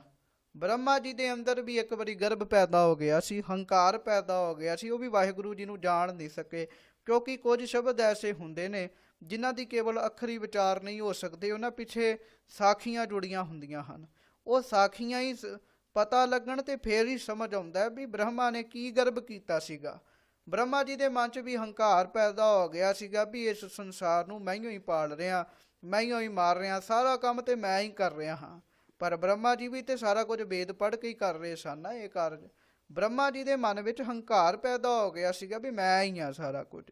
ਪਰਮੇਸ਼ਰ ਨੂੰ ਨਹੀਂ ਜਾਣਿਆ ਉਹਨਾਂ ਨੇ। ਵੇਦ ਕੀ ਵਿਪਤ ਪੜੀ ਪਛਤਾਨਿਆ। ਫਿਰ ਉਹਨਾਂ ਨੂੰ ਵੇਦ ਦੀ ਵਿਪਤਾ ਪੜ ਗਈ। ਜਿਹੜੇ 4 ਵੇਦ ਆਪ ਪੜ੍ਹਦੇ ਸਨ ਸਾਧ ਸੰਗਤ ਦੀ, ਉਹਦੀ ਵਿਪਤਾ ਪੈ ਗਈ। ਵਿਦਵਾਨ ਦੱਸਦੇ ਨੇ ਵੀ ਸੰਖਾਸਰ ਨਾਂ ਦਾ ਇੱਕ ਦੈਂਤ ਸੀਗਾ, ਉਹ ਫਿਰ ਵੇਦ ਚੁੱਕ ਕੇ ਲੈ ਗਿਆ ਸੀ। ਬ੍ਰਹਮਾ ਜੀ ਨੇ ਕਿਤੇ ਨੇਤਰ ਬੰਦ ਕੀਤੇ ਸੀ, ਧਿਆਨ 'ਚ ਬੈਠੇ ਸੀਗੇ, ਤੇ ਉਹ ਅੱਗੋਂ ਸਾਧ ਸੰਗਤ ਜੀ ਵੇਦ ਹੀ ਚੁੱਕ ਕੇ ਲੈ ਗਿਆ ਸੀ। ਬ੍ਰਹਮਾ ਜੀ ਇੱਧਰ ਉੱਧਰ ਵੇਦ ਪੜ੍ਹਨਾ ਚਾਹੁੰਦੇ ਸੀਗੇ, ਵੇਦ ਲੱਭਦੇ ਸੀਗੇ, ਪਰ ਉਹਨਾਂ ਨੂੰ ਵੇਦ ਲੱਭ ਨਹੀਂ ਸੀ ਰਹੇ। ਵਿਪਤਾ ਪੈ ਗਈ ਸੀ ਬ੍ਰਹਮਾ ਜੀ ਨੂੰ। ਤੇ ਸਾਧ ਸੰਗਤ ਜੀ ਉਸ ਸਮੇਂ ਫਿਰ ਉਹਨਾਂ ਨੇ ਰੱਬ ਨੂੰ ਚੇਤਾ ਕੀਤਾ ਸੀਗਾ ਵੀ ਵਾਕਈ ਮੇਰੇ ਮਨ ਅੰਦਰ ਹੰਕਾਰ ਹੈ, ਮੇਰੇ ਤੋਂ ਵੀ ਵੱਡਾ ਕੋਈ ਹੈ, ਉਹ ਹੈ ਵਾਹਿਗੁਰੂ ਪਰਮਾਤਮਾ। ਹਾਂਜੀ। ਜਹ ਪ੍ਰਭ ਸਿਮਰੇ ਤਹੀ ਮਨ ਮਾਨਿਆ। ਕਹਿਣ ਲੱਗੇ ਮਹਾਰਾਜ ਸੱਚੇ ਪਾਤਸ਼ਾਹ ਜੀ ਵੀ ਜਦੋਂ ਫਿਰ ਉਸਨੇ ਵੀ ਵਾਹਿਗੁਰੂ ਪਰਮੇਸ਼ਰ ਨੂੰ ਸਿਮਰਿਆ ਨਾ, ਤੇ ਪਰਮੇਸ਼ਰ ਨੇ ਆ ਕੇ ਸਹਾਇਤਾ ਕੀਤੀ। ਉਸ ਸੰਖਾਸਰ ਜਿਹੜਾ ਦੈਂਤ ਸੀ ਉਹਦਾ ਵੱਧ ਕੀਤਾ, ਉਹਨੂੰ ਮਾਰਿਆ, ਉਹਦੇ ਕੋਲ ਵੇਦ ਲੈ ਕੇ ਬ੍ਰਹਮਾ ਜੀ ਨੂੰ ਦਿੱਤੇ। ਤੇ ਬ੍ਰਹਮਾ ਜੀ ਦੇ ਮਨ ਵਿੱਚ ਫਿਰ ਨਿਮਰਤਾ ਆਈ। ਫਿਰ ਉਹਨਾਂ ਦਾ ਮਨ ਮੰਨ ਗਿਆ ਵੀ ਪਰਮੇਸ਼ਰ ਵਾਕਈ ਸਮਰੱਥ ਹੈ। ਹਾਂਜੀ। ਐਸਾ ਗਰਭ ਬੁਰਾ ਸੰਸਾਰ ਹੈ। ਇਸ ਤਰ੍ਹਾਂ ਦਾ ਬੁਰਾ ਹੈ ਗਰਭ ਸੰਸਾਰ ਵਿੱਚ। ਹੰਕਾਰ ਇਤਨਾ ਬੁਰਾ ਹੈ ਸੰਸਾਰ ਵਿੱਚ, ਵੱਡੇ ਵੱਡਿਆਂ ਨੂੰ ਵੀ ਨਹੀਂ ਛੱਡਦਾ। ਜਿਸ ਗੁਰ ਮਿਲੈ ਤਿਸ ਗਰਭ ਨਿਵਾਰੈ। ਪਰ ਬੜਾ ਹੀ ਗਰਭ ਹੋਵੇ, ਬੜਾ ਹੀ ਗਰਭ ਹੋਵੇ, ਬੜਾ ਹੀ ਹੰਕਾਰ ਹੋਵੇ, ਜਦੋਂ ਗੁਰੂ ਮਿਲੇ ਫਿਰ ਗਰਭ ਅੰਦਰ ਦਾ ਖਤਮ ਹੁੰਦਾ ਹੈ, ਹੰਕਾਰ ਅੰਦਰ ਦਾ ਖਤਮ ਹੋ ਜਾਂਦਾ ਹੈ। ਰਹਾਉ। ਇਹ ਸੈਂਟਰਲ ਆਈਡੀਆ ਸੀਗਾ, ਇਹ ਵਿਸ਼ਰਾਮ ਸੀਗਾ ਇਸ ਸ਼ਬਦ ਦਾ। ਇਹਦੇ ਤੋਂ ਅੱਗੇ ਫਿਰ ਸੱਚੇ ਪਾਤਸ਼ਾਹ ਜੀ ਵਿਸ਼ਰਾਮ ਦੇ ਕੇ ਜੋ ਫਰਮਾਉਂਦੇ ਨੇ, ਸਾਰਿਆਂ ਦੀਆਂ ਉਦਾਹਰਨਾਂ ਦਿੰਦੇ ਨੇ, ਉਹ ਆਪ ਜੀ ਸਰਵਣ ਕਰੋ। ਬਲ ਰਾਜਾ ਮਾਇਆ ਅਹੰਕਾਰੀ। ਰਾਜਾ ਬਲ ਸਾਧ ਸੰਗਤ ਜੀ ਉਹ ਵੀ ਮਾਇਆ ਦਾ ਹੰਕਾਰੀ ਹੋ ਗਿਆ ਸੀ। ਜਗਨ ਕਰੈ ਬਹੁ ਭਾਰ ਅਫਾਰੀ। ਮਾਇਆ ਦਾ ਹੰਕਾਰ ਸੀ ਵੀ ਮੈਂ ਬਹੁਤ ਵੱਡਾ ਰਾਜਾ ਹਾਂ। ਫਿਰ ਸਾਧ ਸੰਗਤ ਜੀ ਜਗਨ ਕਰਦਾ ਸੀਗਾ, ਭਾਵ ਜਗ ਕਰਦਾ ਸੀਗਾ, ਭਾਰ ਵਿੱਚ ਆਫਰਿਆ ਪਿਆ ਸੀ ਵੀ ਮੈਨੂੰ ਹੀ ਆ ਸਾਰਾ ਕੁਝ, ਮੈਂ ਬੜਾ ਵੱਡਾ ਜਗ ਕਰ ਰਿਹਾ ਹਾਂ। ਹਾਂਜੀ। ਬਿਨ ਗੁਰ ਪੁੱਛੇ ਜਾਏ ਪਿਆਰੀ। ਪਰ ਸਾਧ ਸੰਗਤ ਜੀ ਉਸਨੇ ਵੀ ਆਪਣੇ ਗੁਰੂ, ਜੋ ਬਲ ਰਾਜੇ ਦਾ ਗੁਰੂ ਸ਼ੁਕਰਾਚਾਰਿਆ ਜੀ ਨੂੰ ਮੰਨਿਆ ਗਿਆ ਹੈ, ਉਸਨੇ ਵੀ ਆਪਣੇ ਗੁਰਾਂ ਦੀ ਸਲਾਹ ਨਹੀਂ ਸੀ ਲਈ, ਆਪਣੇ ਗੁਰਾਂ ਦੀ ਸਿੱਖਿਆ ਨਹੀਂ ਸੀ ਲਈ, ਤੇ ਬਿਨ ਗੁਰ ਪੁੱਛੇ ਜਾਏ ਪਿਆਰੀ। ਤੇ ਸਾਧ ਸੰਗਤ ਜੀ ਬਾਅਦ ਵਿੱਚ ਉਹਨੂੰ ਪਿਆਰੀ ਭਾਵ ਪਤਾਲਾਂ ਵਿੱਚ ਜਾ ਕੇ ਰਹਿਣਾ ਪੈ ਗਿਆ ਸੀਗਾ। ਹਾਂਜੀ। ਹਰੀ ਚੰਦ ਦਾਨ ਕਰੈ ਜਸ ਲੇਵੈ। ਹਰੀ ਚੰਦ ਰਾਜਾ ਜਿਹੜਾ ਬੜਾ ਧਰਮੀ ਮੰਨਿਆ ਗਿਆ ਹੈ, ਬੜਾ ਉਹਨੇ ਦਾਨ ਕੀਤਾ, ਜਸ ਪ੍ਰਾਪਤ ਕੀਤਾ ਦੁਨੀਆ ਵਿੱਚ ਵੀ ਰਾਜੇ ਹਰੀਸ਼ ਚੰਦਰ ਵਰਗਾ ਹੋਰ ਕੋਈ ਦਾਨੀ ਨਹੀਂ ਹੈ। ਹਾਂਜੀ। ਬਿਨ ਗੁਰ ਅੰਤ ਨਾ ਪਾਏ ਅਪੇਵੈ। ਪਰ ਫਿਰ ਵੀ ਉਹਨੂੰ ਵੀ ਆਪਣੇ ਗੁਰੂ ਤੋਂ ਬਗੈਰ ਉਹਦਾ ਗੁਰੂ ਵਸ਼ਿਸ਼ਟ ਜੀ ਨੂੰ ਮੰਨਿਆ ਗਿਆ ਹੈ।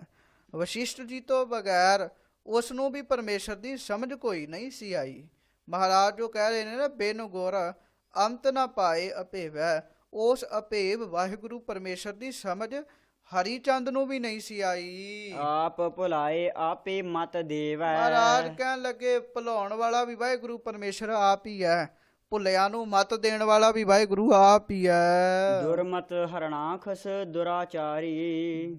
ਦੁਰਮਤ ਭਾਵ ਸਾਧ ਸੰਗਤ ਦੀ ਖੋਟੀ ਮਤ ਵਾਲਾ ਹਰਣਾਕਸ ਬੜਾ ਦੁਰਾਚਾਰੀ ਸੀਗਾ, ਬੜਾ ਭੈੜੇ ਕੰਮਾਂ ਵਾਲਾ ਸੀਗਾ।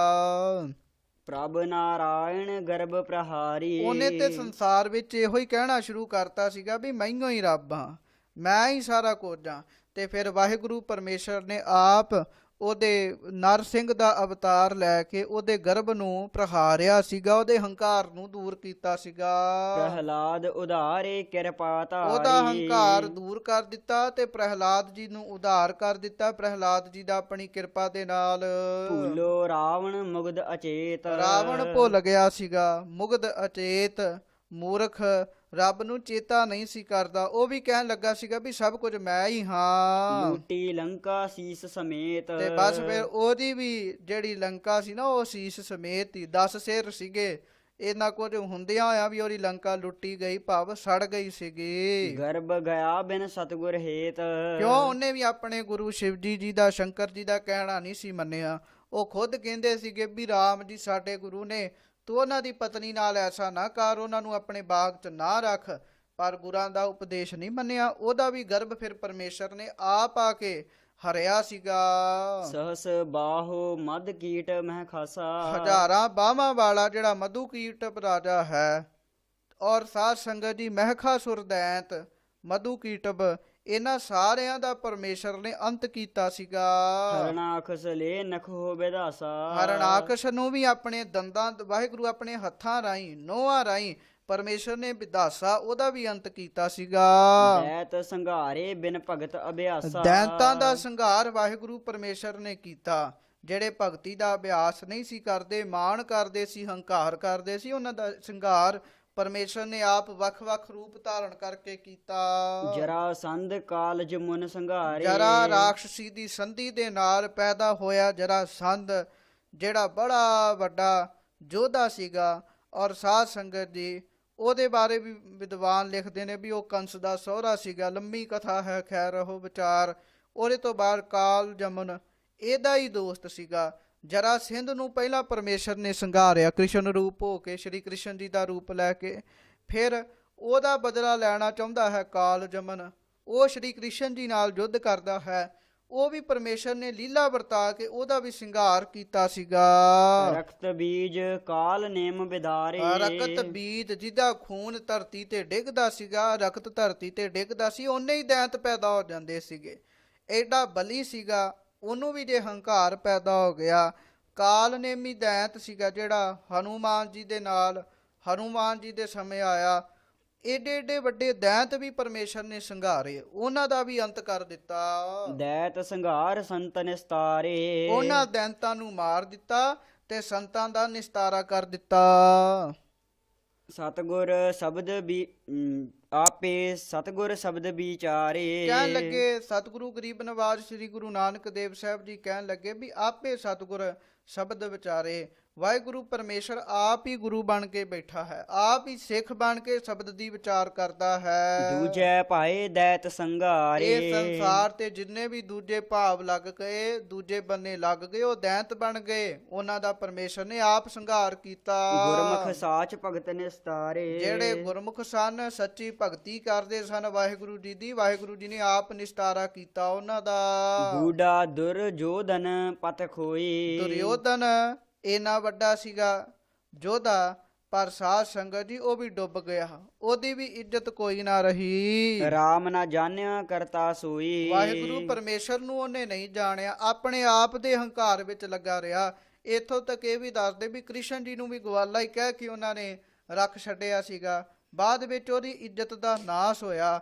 ਬੜਾ ਦੁਖੀ ਹੋਇਆ ਉਹ। ਜਨ ਕਉ ਦੁਖ ਪਚੈ ਦੁਖ ਹੋਈ। ਜਿਹੜਾ ਜਨ ਨੂੰ ਦੁੱਖ ਕਰਦਾ ਹੈ ਨਾ, ਜਨ ਨੂੰ ਦੁੱਖ ਦਿੰਦਾ ਹੈ ਪਰਮੇਸ਼ਰ ਦੇ ਸੇਵਕ ਨੂੰ, ਫਿਰ ਬਾਅਦ ਵਿੱਚ ਉਹ ਆਪ ਵੀ ਦੁਖੀ ਹੁੰਦਾ ਹੈ। ਜਨਮੇਜੈ ਗੁਰ ਸ਼ਬਦ ਨਾ ਜਾਣਿਆ। ਜਨਮੇਜਾ ਹੈ ਜੋ, ਉਸਨੇ ਵੀ ਆਪਣੇ ਗੁਰੂ ਦੇ ਸ਼ਬਦ ਨੂੰ ਨਹੀਂ ਜਾਣਿਆ, ਆਪਣੇ ਗੁਰੂ ਦੇ ਉਪਦੇਸ਼ ਨੂੰ ਨਹੀਂ ਸੀ ਮੰਨਿਆ। ਕਿਉ ਸੁਖ ਪਾਵੈ ਪਰਮ ਭੁਲਾਨਿਆ। ਉਹ ਵੀ ਫਿਰ ਭਰਮ ਵਿੱਚ ਹੀ ਪਿਆ ਰਿਹਾ। ਮਹਾਰਾਜ ਕਹਿੰਦੇ ਦੱਸੋ ਉਹ ਕਿਵੇਂ ਸੁਖ ਪ੍ਰਾਪਤ ਕਰਦਾ। ਇਕ ਤਿਲ ਭੂਲੇ ਬਹੁਰ ਪਛਤਾਨਿਆ। ਜਿਹੜੇ ਇੱਕ ਤਿਲ ਵੀ ਵਾਹਿਗੁਰੂ ਪਰਮੇਸ਼ਰ ਨੂੰ ਭੁੱਲ ਗਏ, ਉਹਨਾਂ ਨੂੰ ਬਹੁਤ ਜ਼ਿਆਦਾ ਪਛਤਾਉਣਾ ਪਿਆ। ਕੰਸ ਕੇਸ ਚਾਂਡੂਰ ਨਾ ਕੋਈ। ਹੁਣ ਕੰਸ ਜਿਹੜਾ ਸੀ, ਉਹਨੂੰ ਕੇਸਾਂ ਤੋਂ ਫੜ ਕੇ ਉਹਦਾ ਅੰਤ ਕੀਤਾ ਪਰਮੇਸ਼ਰ ਨੇ, ਕਿਉਂਕਿ ਮੰਨਿਆ ਜਾਂਦਾ ਵੀ ਚਾਂਡੂਰ ਤੇ ਮੁਸ਼ਟਕ ਇਹਦੇ ਦੋ ਵੱਡੇ ਵੱਡੇ ਪਹਿਲਵਾਨ ਸਨ। ਪਰ ਮਹਾਰਾਜ ਕਹਿੰਦੇ ਕੰਸ ਕੇਸ ਚਾਂਡੂਰ ਨਾ ਕੋਈ। ਕੰਸ ਦੀ ਕੇਸਾਂ ਤੋਂ ਫੜ ਕੇ ਹੱਤਿਆ ਹੋਈ, ਸੰਘਾਰ ਹੋਇਆ ਕੰਸ ਦਾ। ਨਾ ਚੰਡੂਰ ਨੇ ਉਹਦੀ ਸਹਾਇਤਾ ਕੀਤੀ, ਨਾ ਮੁਸ਼ਟਕ ਨੇ ਉਹਦੀ ਸਹਾਇਤਾ ਕੀਤੀ, ਕੋਈ ਉਹਦੇ ਕੰਮ ਨਹੀਂ ਆਇਆ। ਰਾਮ ਨਾ ਚੀਨਿਆ ਆਪਣੀ ਪਤ ਖੋਈ। ਰਾਮ ਨੂੰ ਨਹੀਂ ਚੀਨੇ, ਰਾਮ ਨੂੰ ਨਹੀਂ ਪਛਾਣੇ, ਆਪਣੀ ਪਤ ਖੋਈ। ਆਪਣੀ ਇੱਜ਼ਤ ਉਹਨਾਂ ਨੇ ਆਪ ਹੀ ਗਵਾ ਲਈ ਹੰਕਾਰ ਵਿੱਚ ਆ ਕੇ। ਬਿਨ ਜਗਦੀਸ਼ ਨਾ ਰਾਖੈ ਕੋਈ। ਬਿਨ ਜਗਦੀਸ਼ ਨਾ ਰਾਖੈ ਕੋਈ। ਫਿਰ ਉਹਨਾਂ ਨੂੰ ਜੇ ਕੋਈ ਰੱਖ ਸਕਦਾ ਸੀ ਤੇ ਵਾਹਿਗੁਰੂ ਹੀ ਰੱਖ ਸਕਦਾ ਸੀ, ਹੋਰ ਕੋਈ ਵੀ ਉਹਨਾਂ ਨੂੰ ਰੱਖ ਨਹੀਂ ਸੀ ਸਕਦਾ। ਬਿਨ ਗੁਰ ਗਰਭ ਨਾ ਮੇਟਿਆ ਜਾਏ। ਗਰੀਬ ਨਵਾਜ ਸੱਚੇ ਪਾਤਸ਼ਾਹ ਦੀ ਕਿਰਪਾ ਕਰਦੇ ਵੀ ਇਸ ਕਰਕੇ ਇੰਨੇ ਵੱਡੇ ਲੋਕ ਜਿਨ੍ਹਾਂ ਦਾ ਸਮੇਂ ਦੇ ਵਿੱਚ ਬਹੁਤ ਨਾਮ ਹੋਇਆ, ਰਾਜੇ ਬਲ ਵਰਗੇ, ਹਰਨਾਕਸ਼ ਵਰਗੇ, ਫਿਰ ਸਾਧ ਸੰਗਤ ਜੀ ਰਖਤ ਬੀਜ ਵਰਗੇ, ਕਾਲ ਨੇਮ ਵਰਗੇ, ਜਰਾ ਸਿੰਧ ਵਰਗੇ, ਕਾਲ ਜਮਨ ਵਰਗੇ, ਫਿਰ ਇਹਦੇ ਤੋਂ ਬਾਅਦ ਜੋ ਹੋਰ ਉਦਾਹਰਨਾਂ ਦਿੱਤੀਆਂ ਨੇ, ਦੁਰਯੋਧਨ ਵਰਗੇ, ਜਨਮੇਜੇ ਵਰਗੇ, ਇਹਦੇ ਤੋਂ ਬਾਅਦ ਕੰਸ ਵਰਗੇ, ਇਹਨਾਂ ਸਾਰਿਆਂ ਦਾ ਬੜਾ ਨਾਮ ਹੋਇਆ ਹੈ ਆਪਣੇ ਯੁੱਗ ਵਿੱਚ। ਇੱਥੋਂ ਤੱਕ ਕਿ ਬ੍ਰਹਮਾ ਜੀ ਵਰਗੇ ਵੀ ਸਾਧ ਸੰਗਤ ਜੀ ਜਿਹੜੇ ਰੱਬ ਨੂੰ ਭੁਲਾ ਬੈਠੇ, ਜਿਨ੍ਹਾਂ ਦੇ ਅੰਦਰ ਮਾਣ ਆ ਗਿਆ, ਜਿਨ੍ਹਾਂ ਦੇ ਅੰਦਰ ਹੰਕਾਰ ਆ ਗਿਆ, ਉਹ ਫਿਰ ਦੁਖੀ ਹੋਏ। ਉਹਨਾਂ ਦੀ ਪੱਤ ਸਮੇਂ ਅਨੁਸਾਰ ਖਰਾਬ ਹੋਈ। ਜੋ ਗਰੀਬ ਨਵਾਜ ਸੱਚੇ ਪਾਤਸ਼ਾਹ ਦੀ ਬਖਸ਼ਿਸ਼ ਕਰ ਰਹੇ ਨੇ, ਮਹਾਰਾਜ ਕਹਿੰਦੇ ਨੇ ਬਿਨ ਗੁਰ ਗਰਭ ਨਾ ਮੇਟਿਆ ਜਾਏ। ਬਿਨਾਂ ਗੁਰਾਂ ਦੀ ਕਿਰਪਾ ਤੋਂ ਮਨੁੱਖ ਦੇ ਅੰਦਰ ਦਾ ਜਿਹੜਾ ਗਰਭ ਹੈ, ਹੰਕਾਰ ਹੈ, ਉਹ ਨਹੀਂ ਮਿਟਦਾ। ਗੁਰਮਤਿ ਧਰਮ ਧੀਰਜ ਹਰਿ ਨਾਏ। ਜੋ ਗਰੀਬ ਨਵਾਜ ਸੱਚੇ ਪਾਤਸ਼ਾਹ ਦੀ ਕਿਰਪਾ ਕਰ ਰਹੇ ਨੇ ਵੀ ਗੁਰਾਂ ਦੀ ਮੱਤ ਦੇ ਨਾਲ ਹੀ ਮਨੁੱਖ ਦੇ ਜੀਵਨ ਵਿੱਚ ਧਰਮ ਆਉਂਦਾ ਹੈ, ਵੱਡੀ ਗੱਲ ਧੀਰਜ ਆਉਂਦਾ ਹੈ। ਗੁਰਾਂ ਦੀ ਕਿਰਪਾ ਨਾਲ ਮਨੁੱਖ ਨਾਮ ਜਪਦਾ ਹੈ, ਧਰਮ ਆਉਂਦਾ ਹੈ, ਧੀਰਜ ਆਉਂਦਾ ਹੈ। ਇੰਨੇ ਵੱਡੇ ਦੈਂਤਾਂ ਨੇ ਵੀ ਵਰ ਲਏ ਸੀਗੇ, ਪਰ ਉਹਨਾਂ ਦੇ ਜੀਵਨ ਵਿੱਚ ਧਰਮ ਨਹੀਂ ਸੀਗਾ, ਇਸ ਕਰਕੇ ਉਹਨਾਂ ਨੂੰ ਖੁਆਰ ਹੋਣਾ ਪਿਆ। ਨਾਨਕ ਨਾਮ ਮਿਲੈ ਗੁਣ ਗਾਏ। ਫਿਰ ਸਾਧ ਸੰਗਤ ਜੀ ਇਸੇ ਕਰਕੇ ਮਹਾਰਾਜ ਸੱਚੇ ਪਾਤਸ਼ਾਹ ਜੀ ਕਹਿੰਦੇ ਵੀ ਗੁਰਾਂ ਦੇ ਕੋਲ ਰਹਿ ਕੇ ਨਾਮ ਪ੍ਰਾਪਤ ਹੁੰਦਾ ਹੈ, ਫਿਰ ਮਨੁੱਖ ਵਾਹਿਗੁਰੂ ਪਰਮੇਸ਼ਰ ਦੇ ਗੁਣ ਗਾਉਂਦਾ ਹੈ। ਇਸ ਤਰ੍ਹਾਂ 225 ਅੰਗ ਤੱਕ ਆਪਾਂ ਸਤਿਗੁਰੂ ਗੁਰੂ ਗ੍ਰੰਥ ਸਾਹਿਬ ਜੀ ਦੀ ਲੜੀ ਵਿਚਾਰ ਸਰਵਣ ਕੀਤੀ ਹੈ। ਜਿਵੇਂ ਜਿਵੇਂ ਸੱਚੇ ਪਾਤਸ਼ਾਹ ਜੀ ਬਖਸ਼ਿਸ਼ ਕਰਨਗੇ, ਆਉਣ ਵਾਲੇ ਸਮੇਂ ਵਿੱਚ ਵੱਖ-ਵੱਖ ਵਿਦਵਾਨ ਆਪ ਜੀ ਨੂੰ ਇਸ ਗੁਰੂ ਗ੍ਰੰਥ ਸਾਹਿਬ ਸੱਚੇ ਪਾਤਸ਼ਾਹ ਜੀ ਦੀ ਬਾਣੀ ਦੀ ਵਿਚਾਰ ਸਰਵਣ ਕਰਾਉਂਦੇ ਰਹਿਣਗੇ। ਬਾਣੀ ਅਗਾਧ ਬੋਧ ਹੈ ਸਾਧ ਸੰਗਤ ਜੀ। ਇਸ ਸੰਸਾਰ ਤੇ ਕੋਈ ਵੀ ਨਹੀਂ ਹੈ ਜਿਹੜਾ ਗੁਰੂ ਗ੍ਰੰਥ ਸਾਹਿਬ ਜੀ ਦੇ ਸਹੀ ਅਰਥ ਕਰ ਲਏ, ਕਿਉਂਕਿ ਇਹ ਧੁਰੋਂ ਆਈ ਹੈ। ਇਹਨੂੰ ਉਹ ਸਮਝ ਸਕਦਾ ਜਿਹੜਾ ਧੁਰੋਂ ਹੀ ਆਇਆ ਹੋਵੇ। ਇਸ ਕਰਕੇ ਬਾਣੀ ਦੀ ਇਸ ਤੁੱਛ ਬੁੱਧੀ ਰਾਹੀਂ ਵਿਚਾਰ ਕਰਦਿਆਂ ਹੋਈਆਂ ਬੇਅੰਤ ਪ੍ਰਕਾਰ ਦੀਆਂ ਭੁੱਲਾਂ ਚੁੱਕਾਂ ਦੀ ਖਿਮਾ ਜੀ। ਸਤਿਗੁਰੂ ਮਿਹਰ ਕਰੇ, ਸ਼ੁਭ ਉਪਦੇਸ਼ ਸਾਡੇ ਹਿਰਦੇ 'ਚ ਵਸੇ। 2 ਪੰਕਤੀਆਂ ਪੜ੍ਹ ਕੇ ਸਮਾਪਤੀ ਹੈ ਜੀ। ਗੁਰਮਤਿ ਧਰਮ ਧੀਰਜ ਹਰਿ ਨਾਏ। ਨਾਨਕ ਨਾਮ ਮਿਲੈ ਗੁਣ ਗਾਏ। ਵਾਹਿਗੁਰੂ ਜੀ ਕਾ ਖਾਲਸਾ, ਵਾਹਿਗੁਰੂ ਜੀ ਕੀ ਫਤਿਹ।